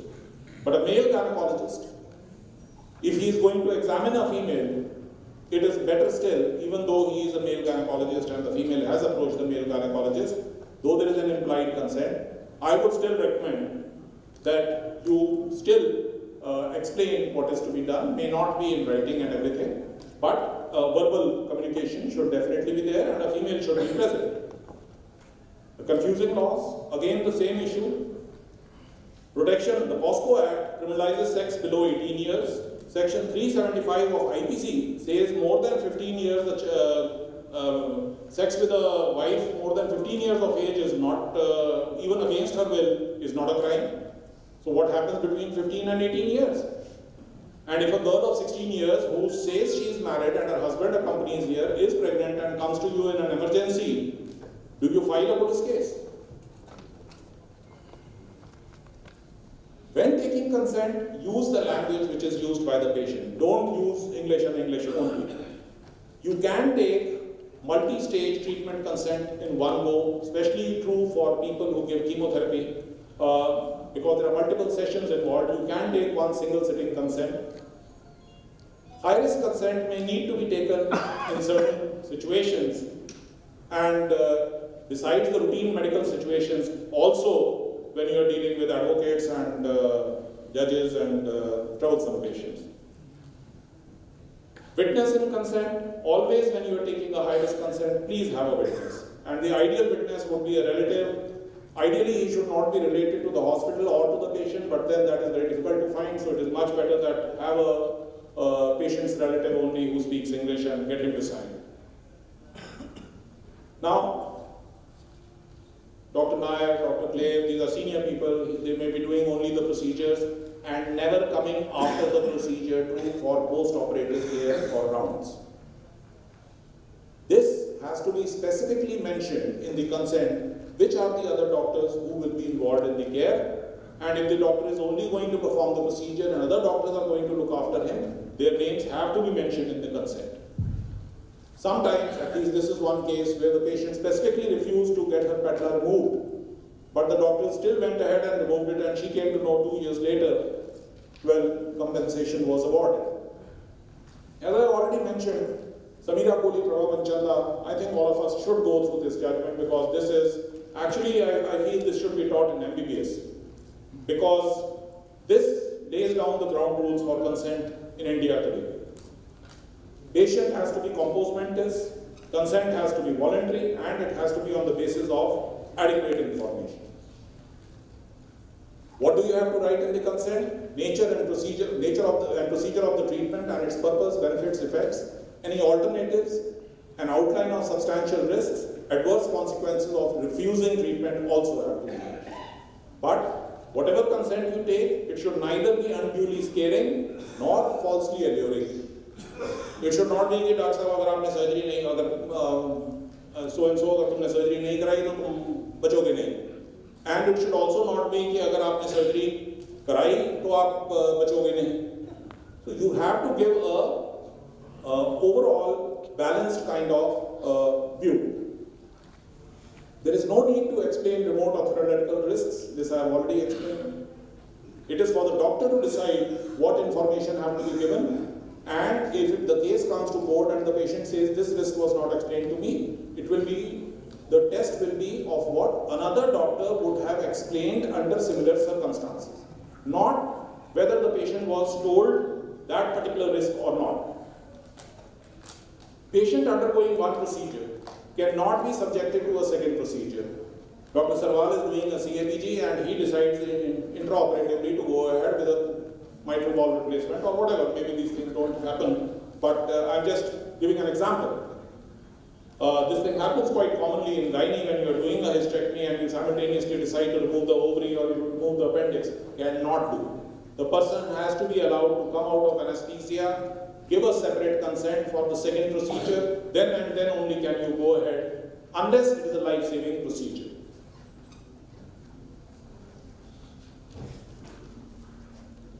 You have to give all options, that is informed consent. Not only should you disclose, you should record all your communications. Even if you have taken a consent earlier, when you are going on round, you have told the patient something, please document it. Anesthesia consent has to be totally separate. Most of the large hospitals, corporate hospitals are already doing it. But alternates to anesthesia also have to be explained in case you do not want anesthesia and sudden death during anesthesia, we can hold you and do the surgery. Sterilization without consent during surgery, of course, a problem, and the consent has been taken for a different technique. You have gone ahead and done the same procedure by a different technique and a complication has occurred. Compensation has been awarded 22 lakhs.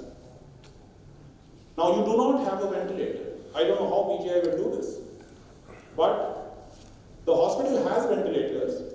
But for that particular patient who developed fat embolism after surgery, they did not have a ventilator which was available. So they had to shift the patient to another hospital. So this they said, no, you should have declared earlier that you do not have a ventilator available. Absence of ICU, negligence.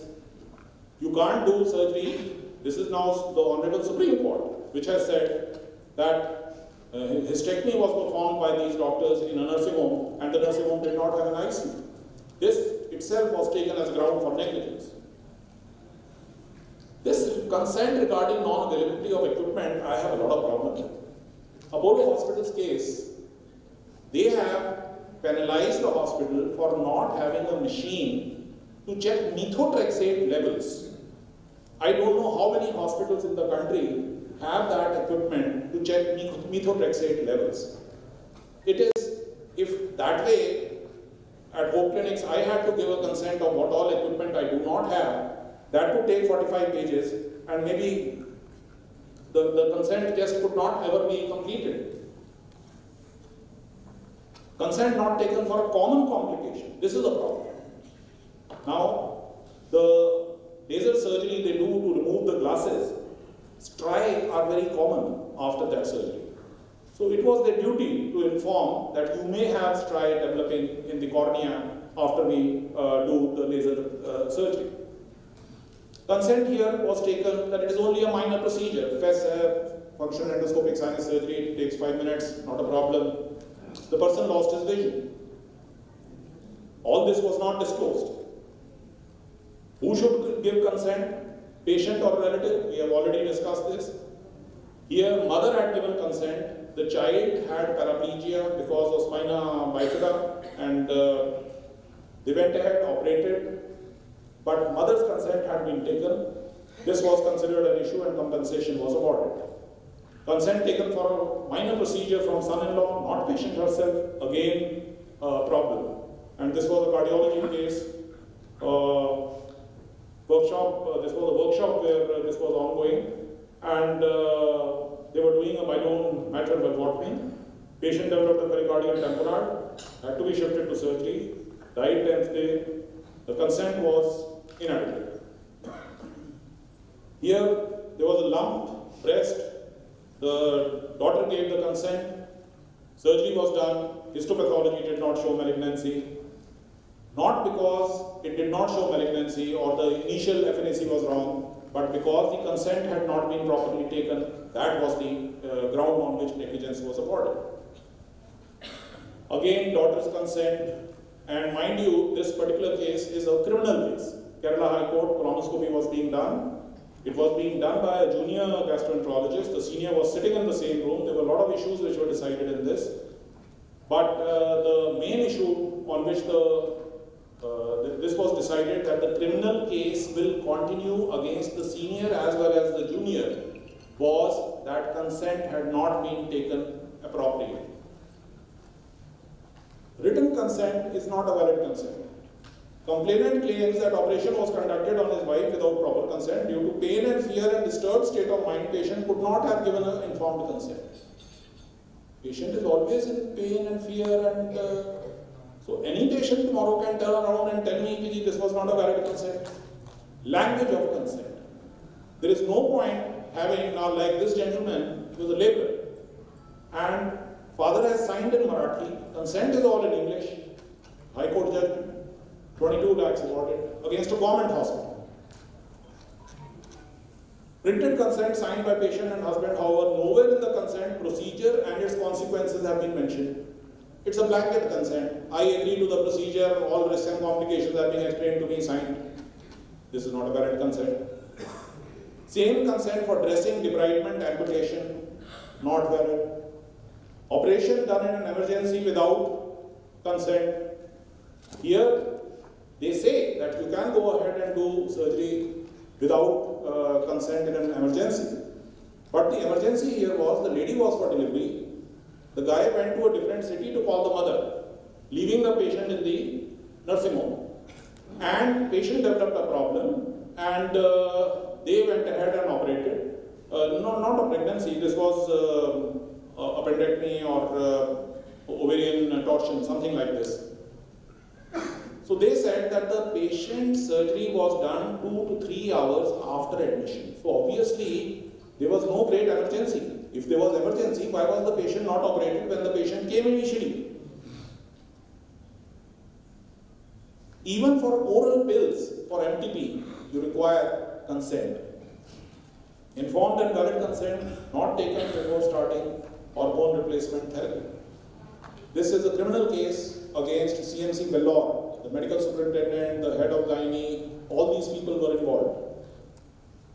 Consent is needed for your blood transfusion. Number of cases we have on this. In this case, the government hospital reduced the consent of patient. The judge says, sir, all right, consent आपने ली, पर ये consent किसी और patient की है. हमने ये भी मान लिया कि आप लोग बहुत बड़े हॉस्पिटल हैं, बहुत बिजी हैं, चलो ये गलती होगी. पर जिस पेशेंट के लिए ये कंसेंट है, ये कंसेंट की लैंग्वेज वो भी गलत है. Because of this, they paralyze the hospital.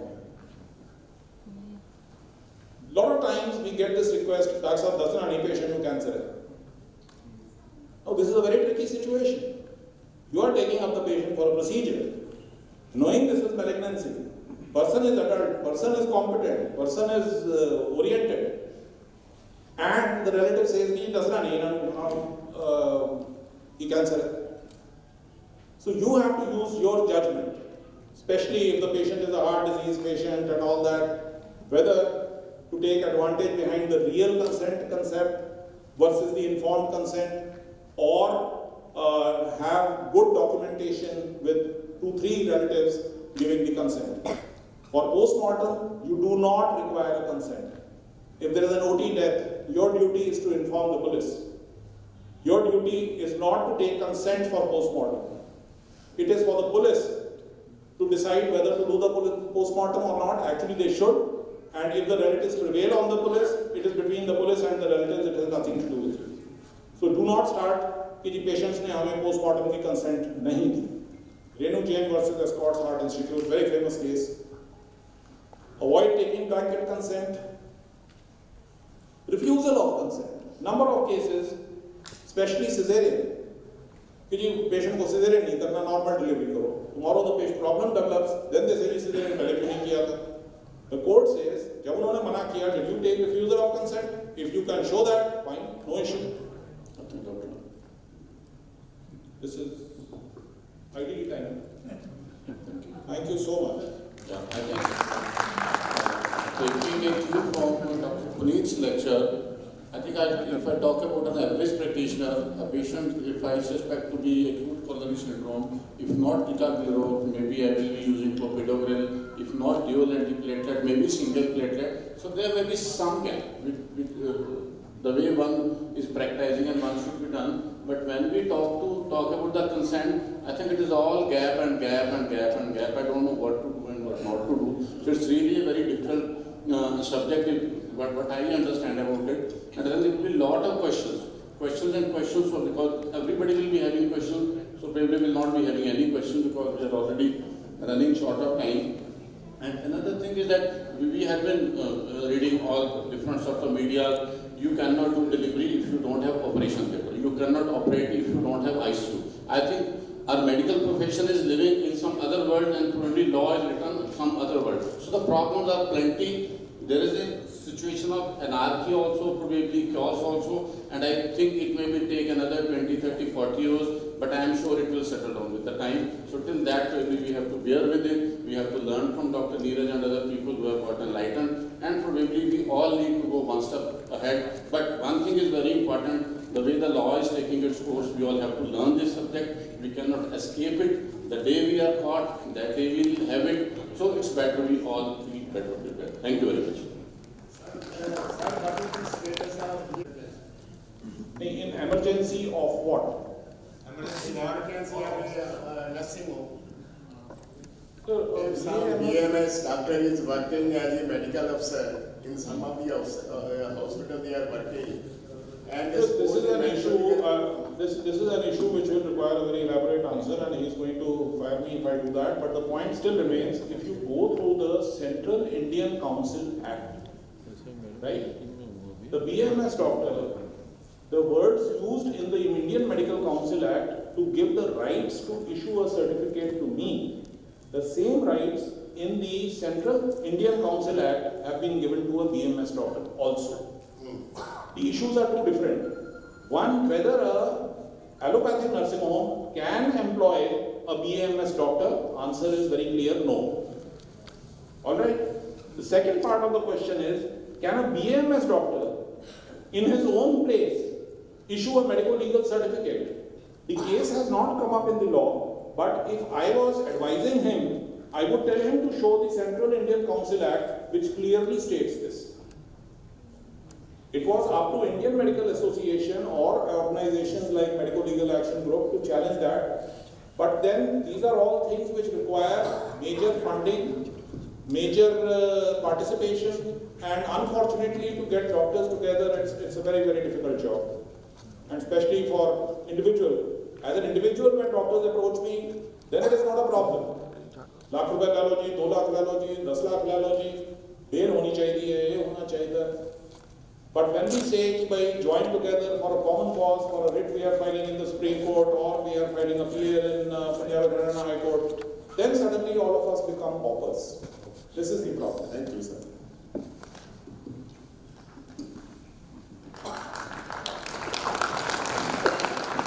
Thank you so much, sir, for your valuable insights on medical legal issues related to informed consent. Now I would request Dr. Puneet Verma to present a memento to Dr. Nagpal.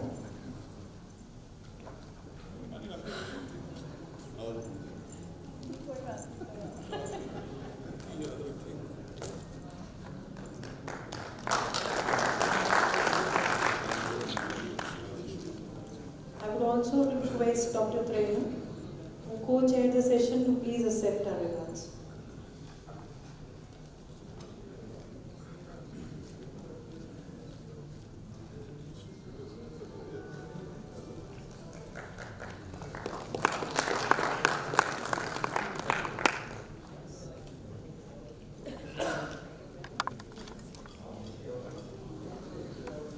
Continuous learning is a minimum requirement in any field, and keeping this in mind, I request our next esteemed faculty, Dr. H.K. Bali, to enrich the audience with his knowledge share, and to chair the session I call upon Dr. R.K. Suri and Dr. Sudhir Saxena.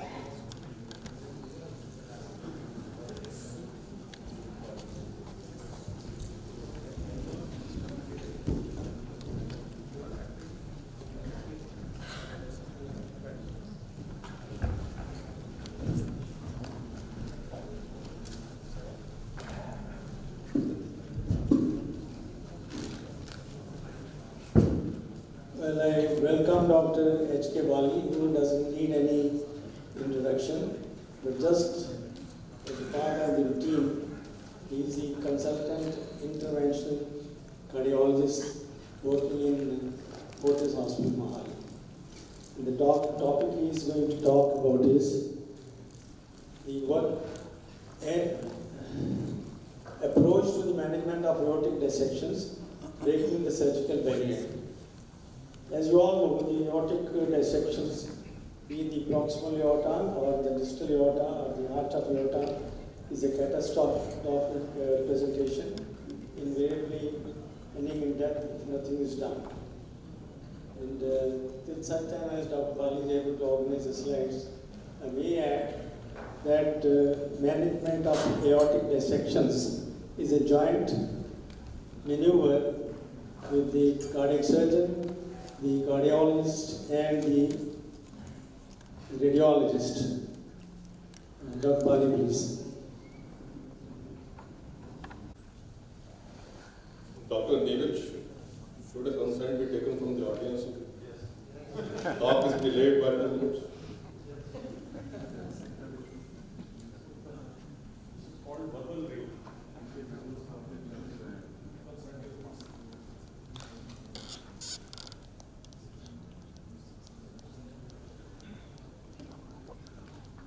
Now, I think you must have heard latest is the percutaneous implantation of the mitral valve. Aortic valve is being implanted percutaneously for the last couple of years now, and it's becoming a standard therapy. Similarly, there is something called a mitral tip, which is used to treat patients with mitral regurgitation. And Dr. Bali will tell us something about the reconstruction of the aorta, something which was totally a surgical domain about 20 years ago. But now it's becoming, as Dr. Suri has also pointed out, a combined effort between a cardiologist, cardiac surgeon, and anesthesiology and radiology. So let's hear Dr. Bali, I think. Presentation. I would like to thank Dr. Puneet and Dr. Shikha for organizing this conference every year. I must say, they all said that the standard of the conference has been going up each year, and I wish Dr. Puneet continued success in this organization. We have been dealing with the coronaries for a long period of time, and as Dr. Sudhir was mentioning, we are now going on to structural heart disease. But aortic dissection has been with us for a long period of time. Dr. Suri mentioned about it being reported way back in the 17th century or so. Some of the senior most people in medical profession and also in monarchy have died of aortic dissection. It is the most catastrophic, lethal disease which affects aorta, and it basically means that there is a dissection between the media of aorta, and that progresses over a period of time. A number of classifications are available for aortic dissection, but we need to know that type A, type 1 is ascending aorta involvement, and when the ascending aorta is not involved, then we call it as a type 2. Why this is important is that because once ascending aorta is involved, very commonly aortic valve is also involved, and this is a surgical domain. For Dr. Suri, Dr. Sarwal, and other learned cardiologist surgeons in the audience, this is a surgical domain. But when the ascending aorta is not involved, or arch is not involved, aortic valve is preserved, we are now seeing that endovascular treatment is becoming the treatment of choice. I will also show you in the course of this talk that we are also venturing into this area now and show you a couple of cases where arch of aorta has also been managed by an endovascular technique. We need to find out that acute aortic regurgitation is what is there within the first 14 days, subacute between 2 weeks and 6 weeks, and chronic aortic regurgitation after 6 weeks. Now, surgical treatment of type B aortic dissection involves placement of a graft to the left thoracotomy, and that has a very high mortality. In emergency cases, it goes even up to 60%. So for ages, it was recommended that type 2 or type B aortic dissection should be managed by medical treatment. Now we are using endovascular treatment for this, which is becoming the treatment of choice, and that has very good long-term result. This is a preferred treatment, and that is what we're going to discuss today. Before we go on, and again Dr. Suri was very kind to mention that a meticulous understanding of the anatomy using the imaging modality is paramount before we attempt an endovascular treatment. And when we compare endovascular versus surgical treatment, results of endovascular treatment are far better. What we do by endovascular treatment is that these are stent grafts. These are nitinol, self-expanding stents on which PTFE material has been. But this gives us a covered graft, and there are various types of covered graft. That is what we use to take care of these patients. Before we go ahead, we need to do a detailed CT angiography in these patients, a transesophageal echocardiography, MRI, and aortography to find out the exact anatomy of these patients.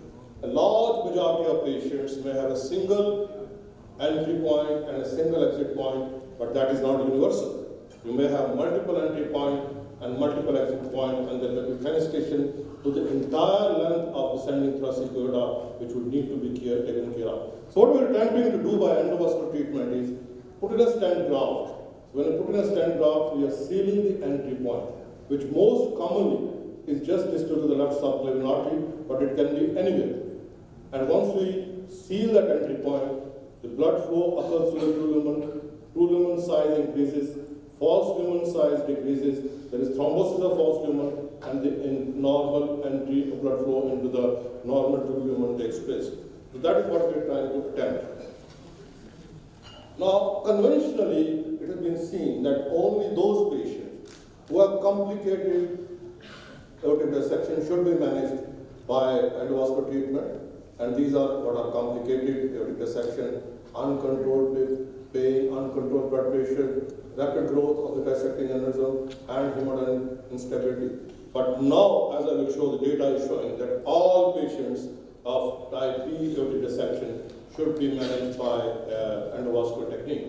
Now, this is a patient who came to us with an aortic dissection, and I would like you to concentrate on this area just distal to the left subclavian artery. There is a dissection which shows blood flow into the false tumor, and this is a classical aortic dissection. What we need to know is the vertebral artery arising independently in this patient. This patient was taken up for a stent graft. This is a stent graft which is being negotiated across the arch of aorta, and we are putting a pigtail here to be sure about where is the left subclavian artery. This is the positioning of the stent graft, and after positioning, we have applied the stent graft, and there is approximation of with the latex balloon, and we see that the aortic dissection has been taken care of. There is normal flow in the aorta, and the false lumen has been compressed. Now we have a 2-year angiographic follow-up with this patient, which shows that there is normal flow into the true lumen, and false lumen has been decreasing very significantly in size. Conventionally, aorta has been divided into different zones, and we have been treating endovascularly these patients with zone 3. That means just distal to subclavian artery. But we need to remember that a large majority of these patients, even when the section is just distal to the subclavian artery, zone 2 needs to be covered. So we need to cover the left subclavian artery. Now when we do not cover the left subclavian arteries, if the vertebral artery on the left side is dominant and very large, or a lima is present from the left subclavian artery, or somebody is undergoing dialysis from that particular arm, and those patients, we will need to do something with the subclavian artery also. In other patients, this subclavian artery can be covered very well and to take care of aortic dissection. Now, when there is a proximal aortic dissection, hybrid techniques can be applied. The hybrid techniques, cortex in the ascending aorta and a stent graft taking care of that, and then we can do a debranching procedure to take care of the various vessels, neck vessels. We can also use chimneys, and I'll show you a case where we use chimneys to take care of these arch vessels in a completely endovascular management of arch of aorta dissection. So a chimney is a stent graft which covers outside the stent graft in the aorta, and the blood flow occurs into these covered grafts into the vessels. Now this is a chimney into the brachiocephalic, another into the left common carotid artery, and a subclavian artery. Now, when we look at aortic dissection, we have, as I said, chronic aortic dissection, complicated aortic dissection, and uncomplicated aortic dissection. We have excellent results if the dissection which I showed, the case which I showed, where the dissection is limited, there's a single entry point, and we covered with a stent graft, and that gives a very good and long-term result. But this result is not very common, and we may have a continued perfusion distal to the stent graft, and which may lead to a remodeling of the aorta, abdominal aorta, and the false lumen keeps on increasing in size over a period of time. Now these patients are prone to the rupture of aorta over a period of time.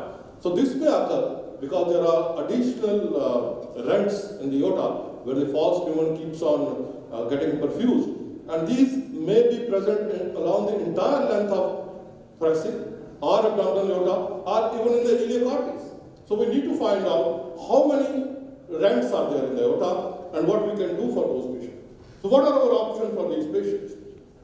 What we need to see is that once we have deployed a descending thoracic abdominal stent graft, this is up to the celiac artery, because we have celiac artery, superior mesenteric artery, and the renal artery, which we do not want to cover.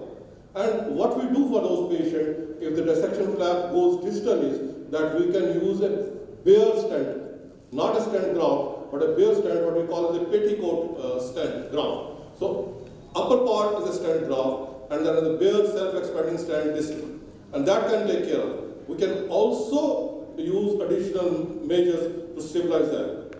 And sometime, which we'll talk about shortly, we are also getting a branch device.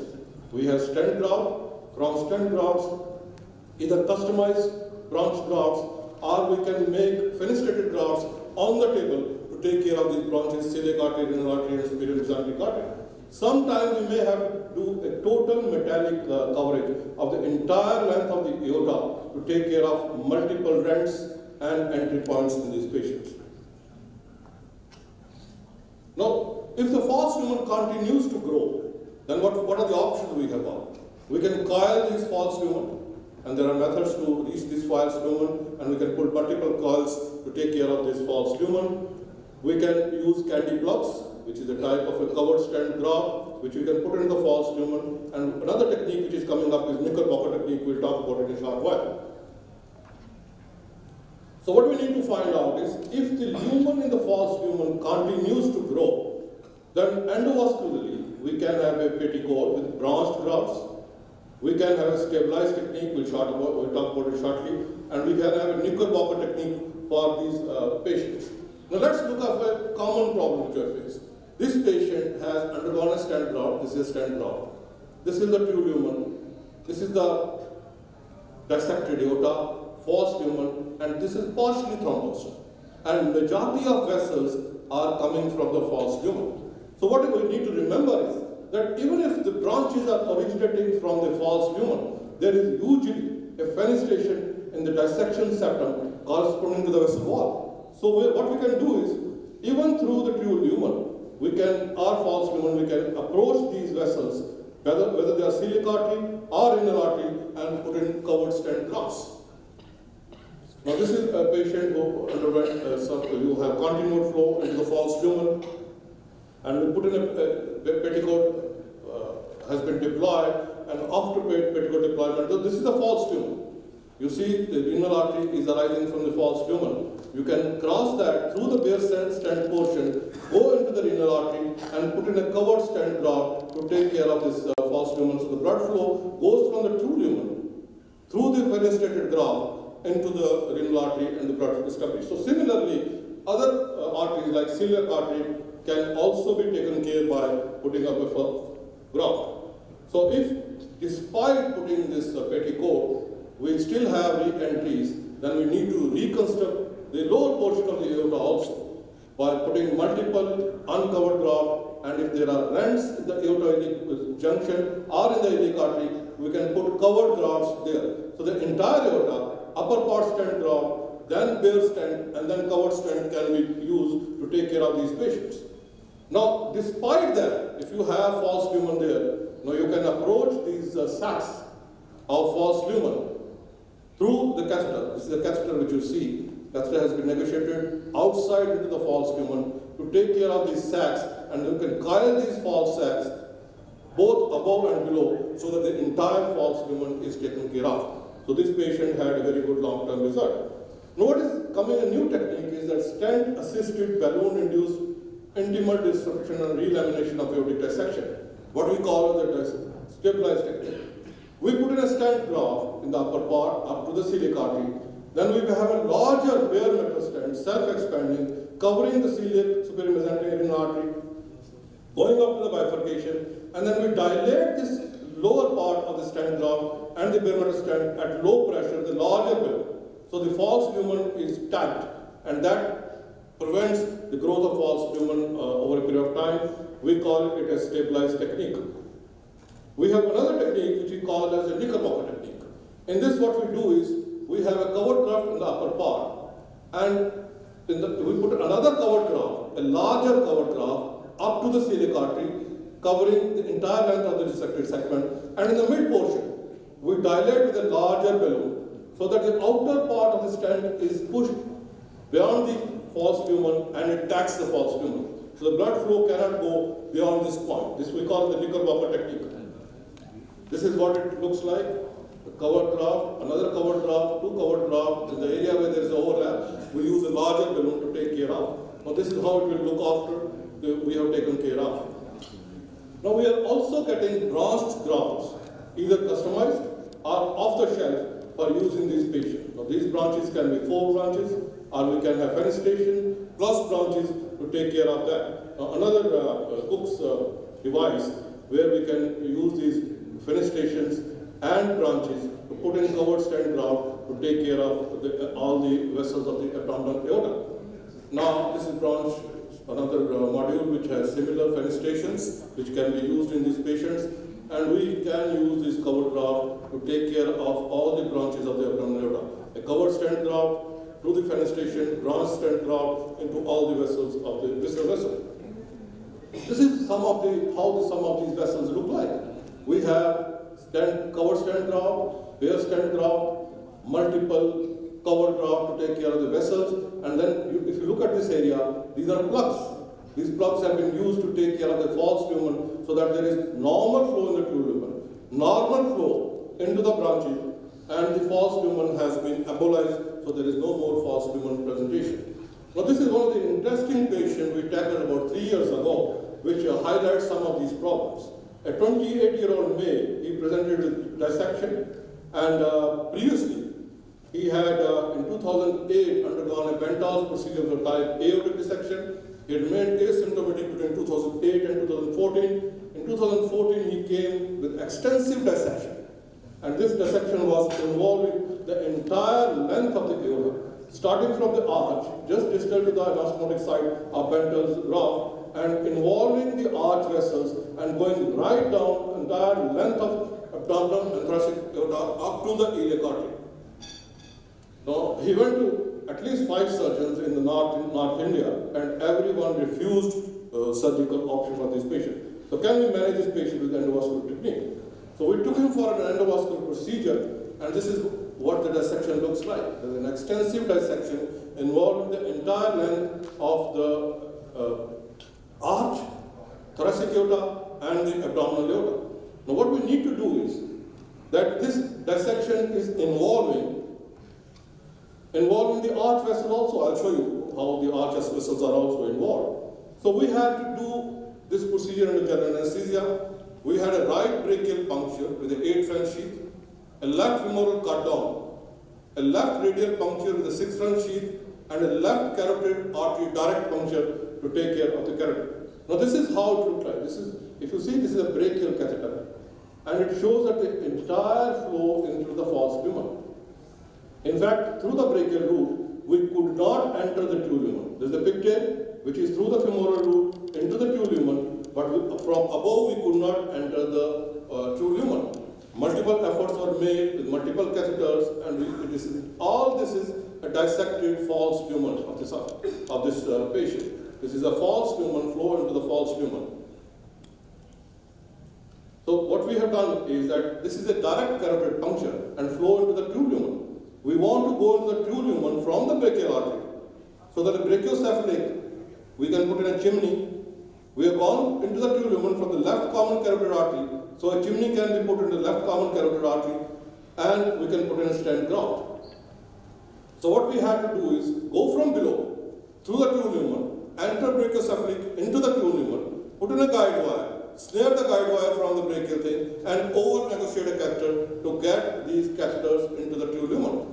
So now we have a femoral catheter into the true lumen, a brachiocephalic catheter into the true lumen in the ascending aorta, a carotid wire into the true lumen in the aorta. So we are all set to repair this patient. Now if you look at this, these two, this is a brachiocephalic, this is a left common carotid, these are covered grafts. This is what we call as a chimney. And this is the stent graft.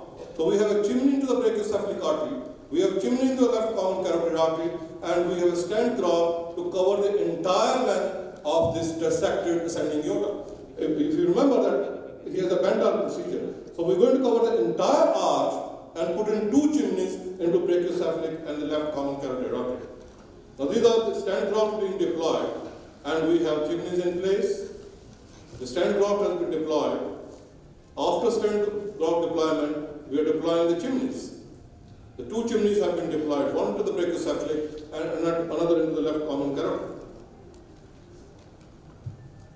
And after that, we do a check angio, and we find that there is a normal flow into the chimneys, but there is some dissection just distal to the stent graft. If you look at this, there is some dissection still persisting. So we had to put in another stent graft. This is the second stent graft being taking care of that flow inside the false lumen. So 1 stent graft, 2 chimneys, and another stent graft inside that. So the second graft has been deployed. If you see, this is all false lumen, and now the stent graft is being deployed. This is the second stent graft, and after that we have a normal flow into the true lumen. So normal flow into the arch vessels, excepting the left subclavian, which has obviously been covered, and the aorta.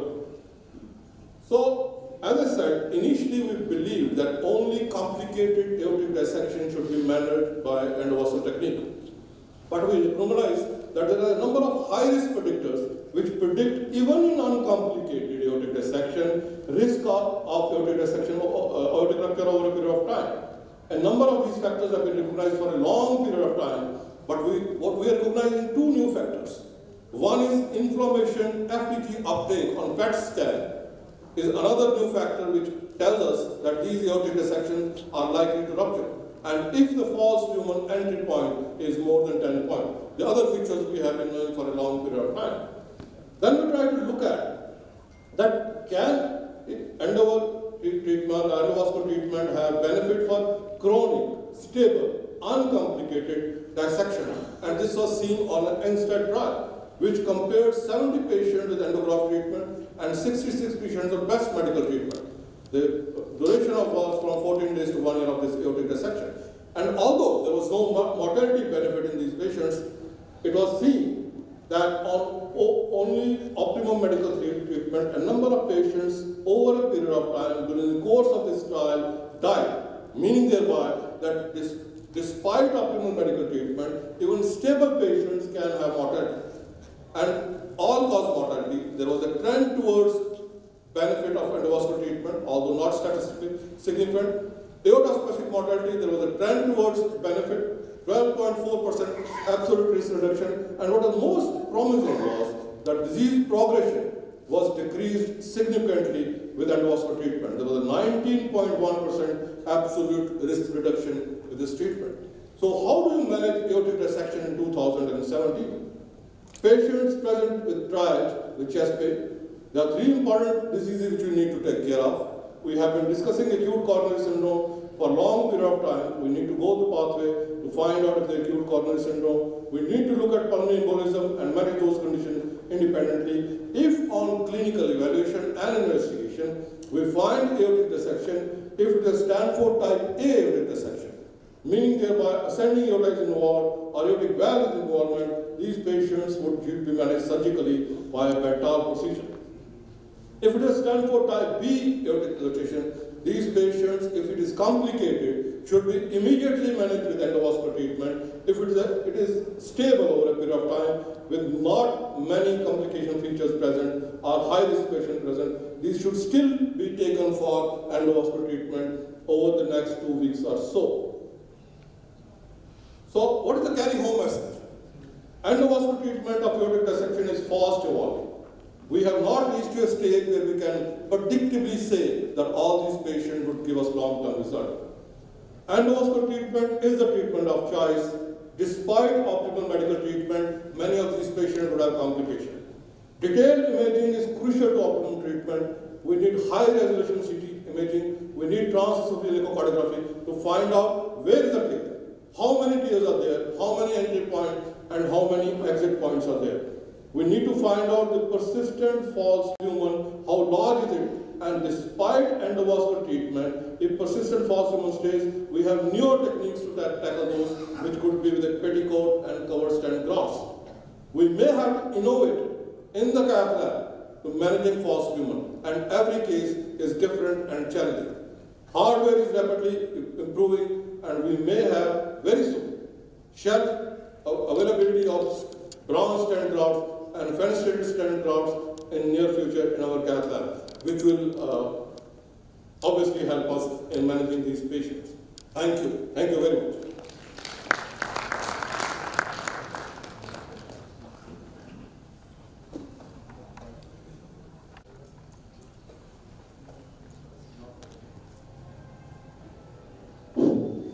Thank you, Dr. Bali, for an elaborate lecture on reconstruction of an aortic dissection. Just for the sake of audience, can we ask how much is the involvement of a vascular or a cardiovascular surgeon in the entire procedure? We have done about 10 cases with the open dissection in our hospital today. And cardiac surgeons are definitely involved, it's a team of it. And cardiac surgeons do a femoral cut down. And that is, and femoral artery here. The rest entire procedure of putting in a stent graft, putting in the chimneys, putting multiple stent graft is done by by the cardiologist. I do. So therefore, I believe that it's a hybrid procedure. Yes. Many of these patients may need a debranching procedure. Right. And that is what, in fact, is a treatment of child for arch involvement. If you have a surgeon who is willing to do a debranching, we would like him to do a debranching a day earlier and then put an endovascular graft to cover the entire aorta. So it is a hybrid procedure. And without surgeon, we are encroaching on surgical domain. And we have not reached a stage where you can say that they have become dispensable. There are two very prominent surgeons in the audience, and I would feel that they still would continue to have a very major role to play in managing these patients. So you have any experience of using the PART-2 device or the devices for closure of the... No, I have not got this thing, but no large PART-2 devices are available. Yes. We can do a tower through a percutaneous technique and put in a PART-2 device, but personally I have not used it.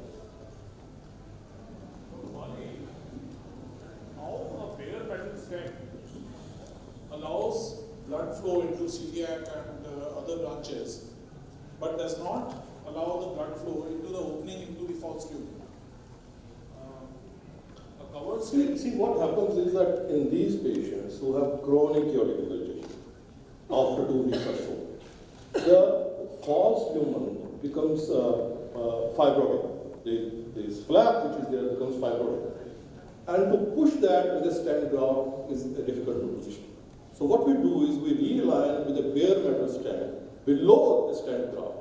We have covered the ruptured part, the entry point of that, but the flow still does not go into the true lumen. By putting in a bare metal stent and realigning it, we are promoting flow from the true into the true lumen. So the false lumen will get taken care of. But as I said, in a large majority of these patients, even despite a bare metal stent, you may not have a full expansion of the bare metal stent. So you may have to use a stabilized technique or a Knickerbocker technique in those patients, or use additional stent grafts lower down where there may be another entry point. You may have entry point in the iliac arteries, and you put in a petticoat, and you put in a covered graft right into the iliac artery, covering that entry point as well. And what is happening is that where the vessels are arising, celiac artery, renal arteries, now you may have a flow which is around these vessels. So what we do is we go from the true lumen through the false lumen into these arteries and put in a covered stent graft there. So we have a blood flow going into these arteries from true lumen through the covered graft into the renal and celiac artery. As I showed in one case, despite a petticoat, a covered graft down below, and these stent grafts in the vessel, you may still have a false lumen which is persistent. So what you do is either through the brachial route, you take a catheter, or you enter a false lumen and put coils or other devices which are occlusion devices to take care of the false lumen. We can also inject some material. Onyx is a very important material which promotes clot formation. So we are giving a way to the false lumen to get compressed, and we are trying to thrombose the false lumen. So there are multiple procedures may be needed in a given patient. When you say you are using chimney, that is stent outside the stent. Absolutely. In biliary, what we do is we put a stent through the stent to cover branches in biliary system. That is not valid. No, that's not possible because we have used a covered stent graft. Aortic stent graft is a covered graft. So either what we can do is on the table, we can make fenestrations. Or as I said, fenestrated stent grafts are coming. Through those fenestrations, we go and approach those vessels. But if we do not have those fenestrated grafts available to us, then what we do is we put in a covered stent graft outside the aortic stent graft. Now this acts like a chimney. So there is a little risk of an endo leak, a type 1 endo leak around these things. But if your approximation is there, therefore we use a self-expanding stent in most of these patients. So apposition is far better in those patients. With chimneys, you can have flow into the carotids and subphlear nut. Dr. Wali, just a brief question. We know that these grafts tend to migrate or tend to leak into the false lumen, and particularly the infrarenal part of the descending aorta is very notorious part of the aorta in such cases. Are there any preventive measures that you can stop? Secondly, there can be antegrade and retrograde extension of the dissection after the implantation of the endovascular. I think very good question, both of them. So, meticulous planning of the procedure before you actually put in a stent graft is very important. You want to see what size of stent graft you are putting. Normally, we have about 10 to 20% oversizing of the stent graft to the vessel wall, and we are measuring the false lumen included aorta. So, if sizing is proper, then this migration does not take place. And it is possible, as I said, you may have a distal extension of the dissection, or you may have a proximal extension of the dissection. If you have a proximal extension of the dissection, you need to put in a stent graft, and the arch vessels which are compromised, you would have to take care of them with a chimney or a deep branching procedure. If it is a distal thing, we can use another stent graft, as I showed in one of the cases, to cover that stent graft. But this is a procedure where both the endovascular cardiologist and the patient should know that we may be coming back. You may not finish the procedure in one sitting. You may have to come back, and we should be prepared for that, for multiple procedures in these patients, sometime to obliterate the false lumen, sometime to take care of additional rents in the aorta. So it can be a multiple procedure. As I showed the first case, some cases are very simple. You have a single entry point just to subclavian artery, and those patients respond very well. Another patient, you need to innovate. What kind of measures are taken from to handle the clots in the false lumen, or say how to protect the body from those kinds of clots or thrombi existing in the false lumen or forming on the stages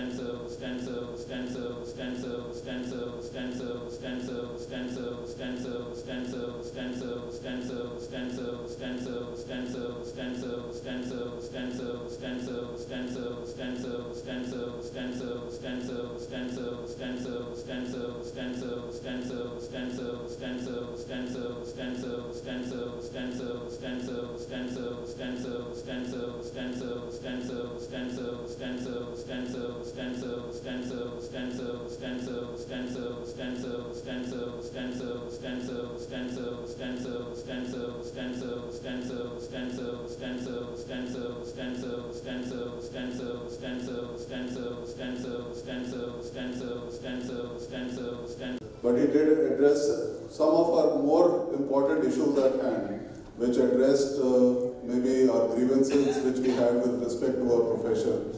And we were so happy to meet a person of his stature who would give us this time and his so much of energy in his work and words what he spoke, that we do look forward to have a long association with him, and I'm sure our medical profession would touch new heights once we are guided by people like him. So I take this opportunity to welcome him to our annual CME, and it's a pleasure to have you, sir, amongst us. Thank you so much.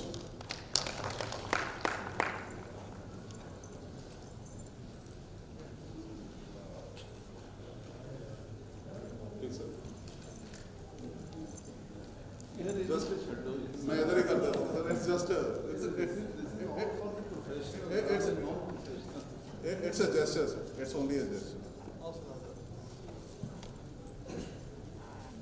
It's a small movement. It's a small movement. Thank you.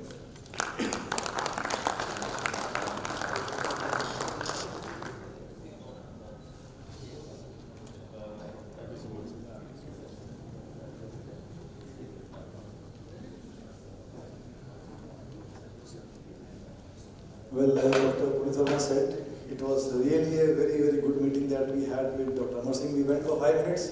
We were there almost for an hour and did feel like getting up because, whatever we wanted to discuss, we could discuss very openly with him, and he was very, very positive in his response. I would now request him to please say a few words of encouragement for us. Dr. Amar Singh, please. Very difficult.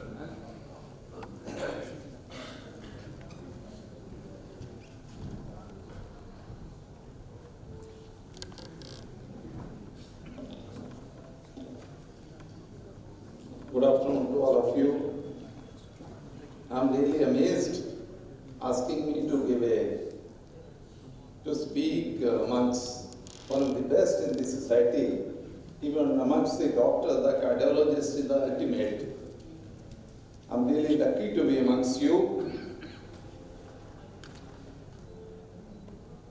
I'm lucky. I used to be a doctor. I'm from your profession. I'm from 71 batch, 71 to 75. Then something happened, I joined IAS. I gave that examination, cleared it, went for IAS, retired as Chief Secretary, Government of India.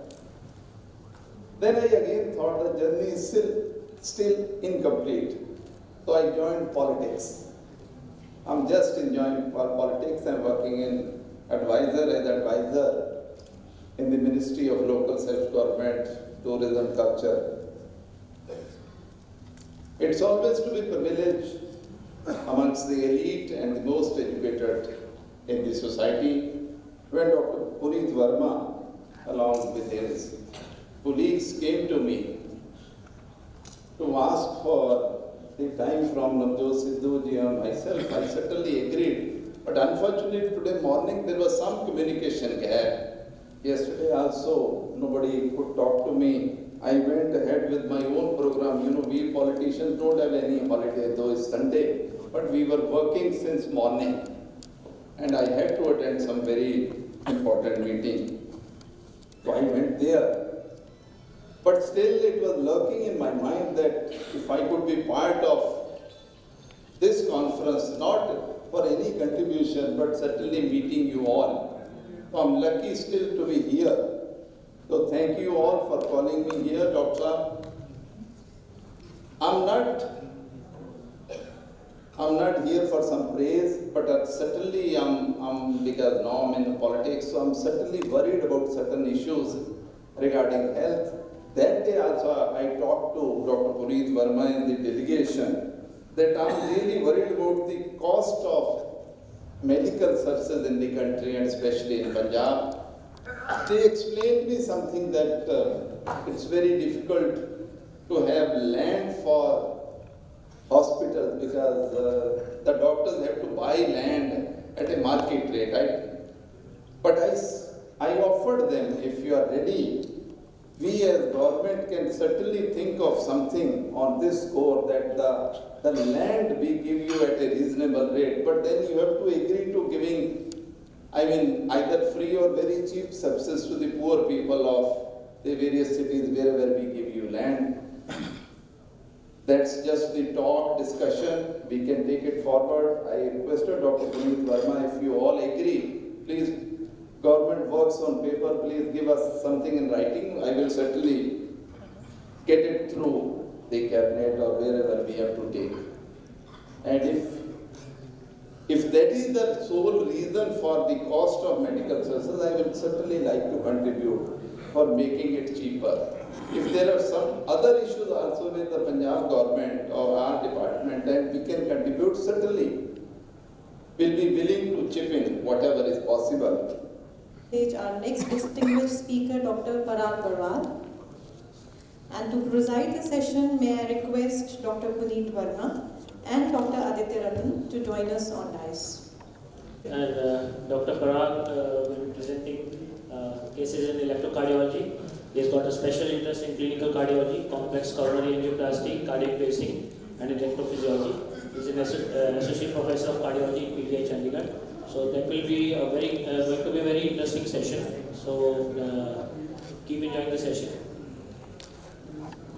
And I'll just request the delegates to please pay attention to his teaching skills. When I requested Parag actually to speak on a subject, he just asked me कि मुझे पढ़ाना क्या. That's very great of him to have come out with this kind of a response, because I would have thought that he might ask me to deliver a subject, he might want some intervention talk, but he said I'd like to speak on some very basic educative tools for all you distinguished colleagues. So over to Dr. Parag. Parag, please. Very good afternoon to all. Today I'll be speaking, and actually I will be interacting with you all, and you will be learning certain things about electrocardiology, that is a simple basic ECG, which is not restricted to a cardiologist. All predominant population where we have today here is physicians, and we deal with ECG day in and day out. And more importantly, ECG cannot be seen as an individual thing. It has to be taken into consideration the history as well as certain features which we need to discuss prior to discussing an ECG. And why ECG? Because when I was doing my MD, I was told by my fellow colleagues that I would never take cardiology because I can't understand those vertical and horizontal lines anymore. I don't want to put my brain into it. So let's start directly with my first case.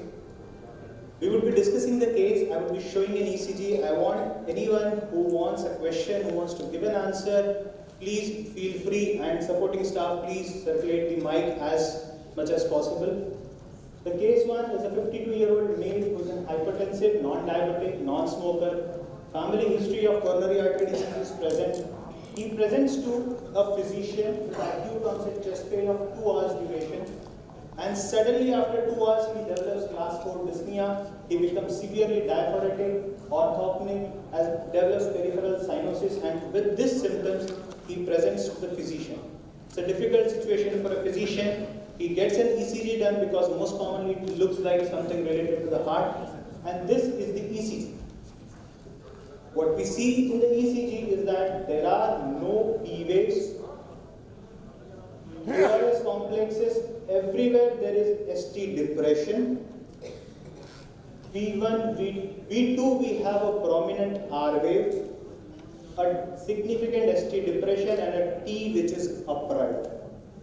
Taking into consideration this features, this ECG looks like unstable angina, not an ST elevation MI, but taking into consideration acute onset chest pain, this type of ECG actually belongs to a posterior wall MI, where the patient has MI on the posterior part of the heart, not getting recognized anteriorly because of ST depression.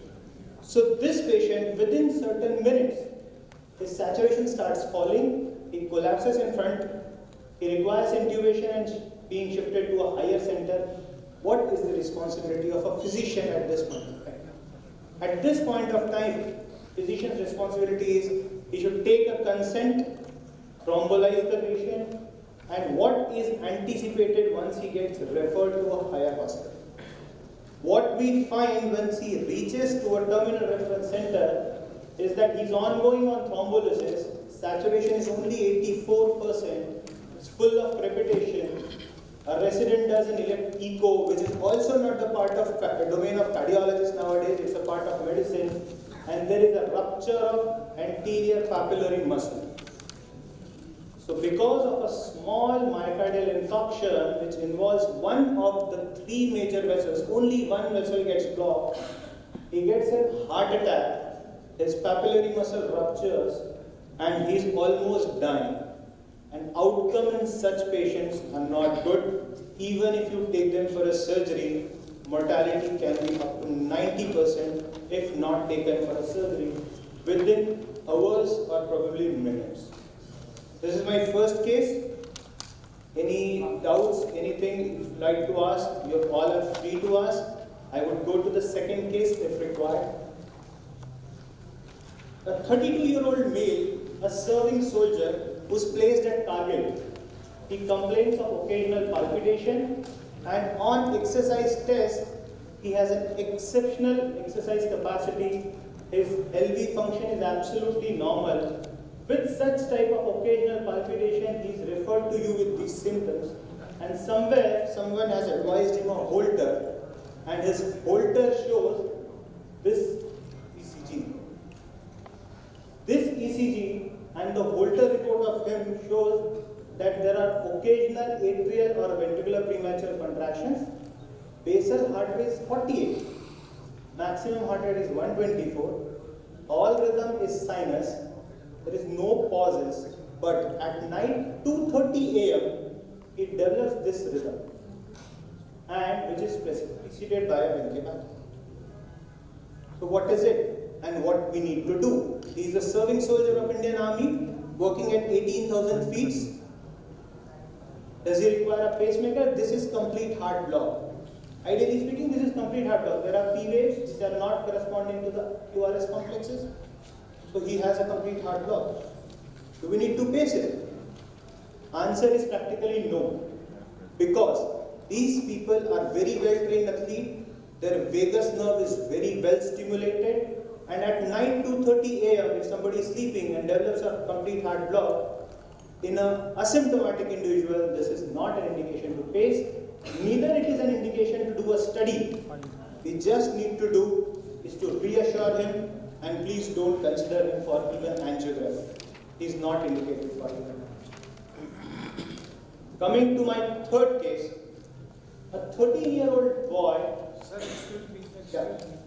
Is it not dangerous if such a person during sleep develops such a block? Is it not dangerous for his life?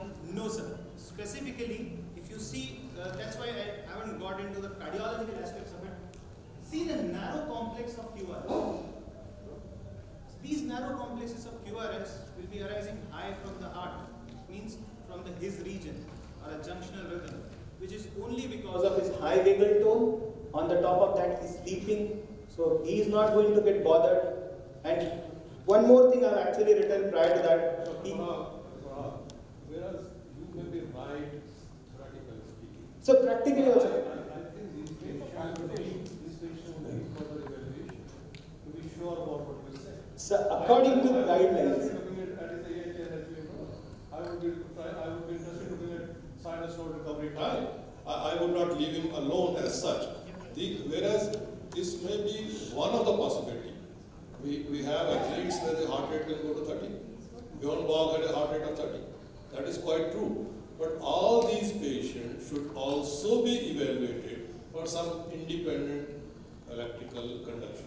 Sir, point is That's how I would look. Would you advise a stress test if I can excluding that, I would make them walk on a treadmill? That is why a TMT which was done has an excellent exercise capacity. Yes. And I actually purposefully taken this case because these are all real world cases which has come to us, and I went through the guidelines also, and they said asymptomatic complete heart block in a well-trained individual is not an indication to impact patient. Nobody is advising a pacemaker. Only what we are advising him is an electrophysiology evaluation. He needs evaluation. That to be sure about that what you are saying is the cause. Definitely. Nothing prevents a well-trained individual from having an independent cardiac disease as well. Yeah. Okay? So we should not miss that. Even this complete heart block is not the cause Sir? of palpitation. No, sir. So what is the cause of his palpitation? Why Sir, do we not evaluate? occasional palpitation in an individual. That is why the word very cleverly used, occasional palpitation. You could still have bradyrhythms producing palpitations because of the force of the unit. It's possible. We are very clearly specifying 2:30 Issue. AM when the person is sleeping. This is not the situation where he is developing the palpitation. I know. He is obviously developing palpitations during the day, and this holder has not picked up the cause. What is being advised is that do not investigate this patient further. That is where is a bit difficult to solve. Also, I think such a highly trained person can have sinus bradycardia during sleep, yes, but not this high grade block. I don't think we should agree. That is why I actually brought this case, because highly trained athlete during their sleep can have transient episodes of complete heart block, which should not be actually indicated for any further intervention. This has been categorically written, and that is why I brought up this case. No, I think, I think this case actually has a congenital complete heart block, but actually he's an athlete, so he is maintaining his effort tolerance. But the diagnosis will be congenital complete heart block, and many times patients will present very late. And the other thing is that in this holder there is no VPCs. And the palpitations can be because of APC, can be because of bradycardia, because Dr. Puneet has told, because of they will have high systolic blood pressure. And the indication of pacing in such patient only will be if the holder shows complex VPCs or coupled or polymorphic VPCs or LV dysfunction of the echo. Otherwise, yes, this patient at present, no indication of pacing, but he should be followed up with maybe holder and if there is an exercise intolerance, if there is a complex ventricle ectopy, and if there is any indication of LV dysfunction. Yeah, definitely. I think the diagnosis is not athletic heart. This is not an athletic heart ECG. This is basically a complete heart block congenital, and also he is athlete. That's it. Yeah, that's what I think. that point is very well taken. So, coming to my third case, a 13-year-old boy who complains of very poor scholastic performance. He has a recurrent falls during prayers, especially, occasionally at home during playing. Also complains that there is a poor hearing capacity to him. Though family history is completely insignificant, general physical examination is normal and ECODER is also normal. Predominant complaint is recurrent falls. This ECG was done and somebody actually ignored upon this ECG and was passed down as juvenile T-wave inversions, and patient was sent home. 13-year-old boy having this ECG.